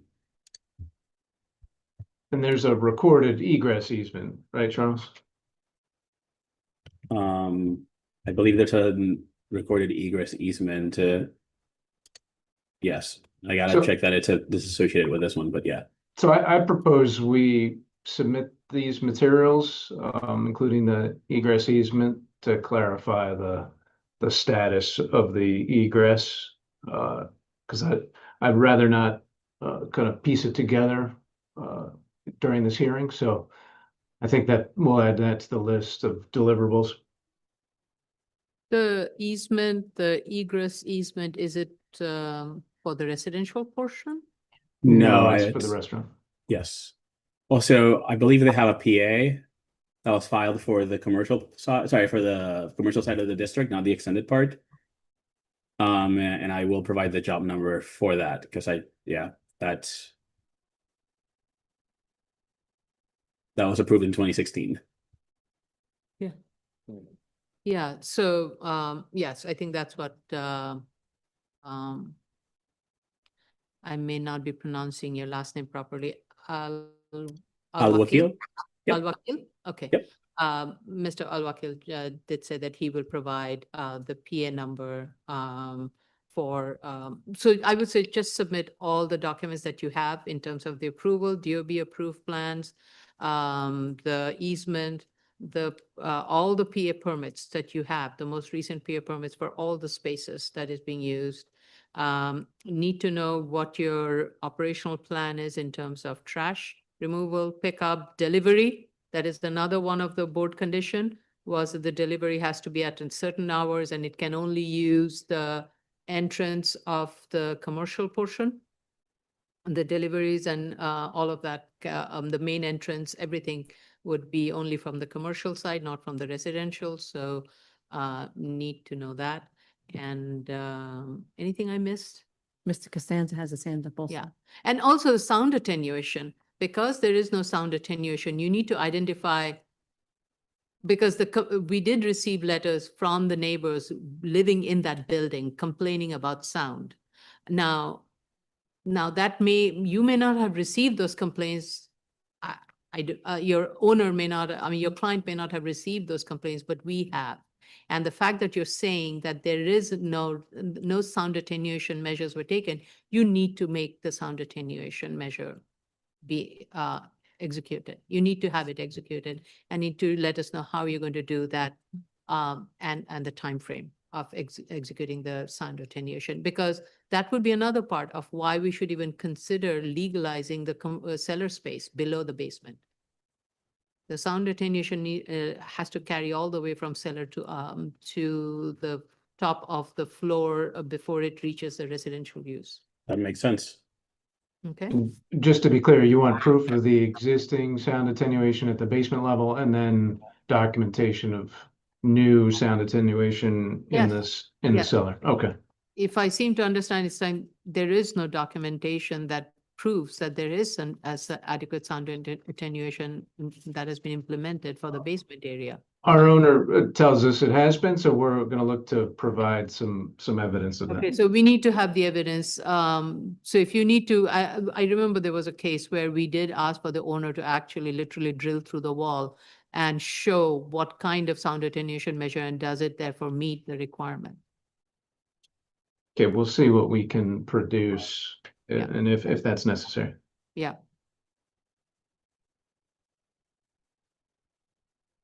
It's not just what was on the plan, what has been implemented also, what we need to ensure at this point because of the level of complaints that we are receiving. You know, we will figure out what was there and what is there and what we should put in. Okay, thank you. Mr. Costanza? Yes, Madam Chair, just preemptively, with respect to whether the spaces are in compliance with code, I know that that's going to be looked at. Did you want any note on the plan now while they're making revisions with respect to that? There is no waiver of any fire building code regardless of what the DOB plan showed. Yes, yes, thank you, yes. I thought it was a little premature at this point because we are not even sure whether we will proceed with this action. But if they want to, they can add.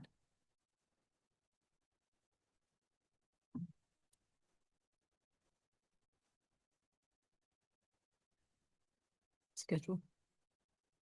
How much time? I don't want to prolong this too much because of the, so I do want these responses to be addressed quickly and the activities that are not in compliance to stop from functioning. So how much time frame do you need to respond back to all the question for our continued hearing? We had been talking internally. I believe we want some time to make all of these revisions, and so we were hoping for a December hearing. And in the meantime, we will respond about the rear yard issues and the trash issues. We don't want to postpone that. So it's Okay. November 20th for the December 8th hearing? Okay, and meanwhile, we will try to work with the fire department and your team to provide an access to the site for full inspection of the fire safety and access and egress. Yeah, we can coordinate that. Okay. And so I would like all of that to have happen before December. Okay. Right. You can take care. I just ask that the community, if you still see this, these actions outside of the scope of what they're committed to do, please continue to reach out to our case planner, provide those videos and further inform us of the situation. And just for the board's edification on Biz Records, property records are located between 106, 108, and 110 West 73rd Street, which all have separate property records, but all show a smattering of of 311 calls, violations, et cetera, as to all 3 locations. I think that, Chair, I think you should clarify that you want all of that non-compliant activity to cease right now and not after the Christmas holiday party season, being that the next hearing isn't until mid-December. No, I think I made it very clear. It needs to cease now. Not We'll wait be for the working, hearing or yeah. not even wait for our approval or denial or whatever may, it has to cease now. I don't care what kind of other agreements, business terms you may have signed up, your client may have signed up for their future functions, but they need to stop now. We'll be relaying all of this Same. to the owner. Yeah.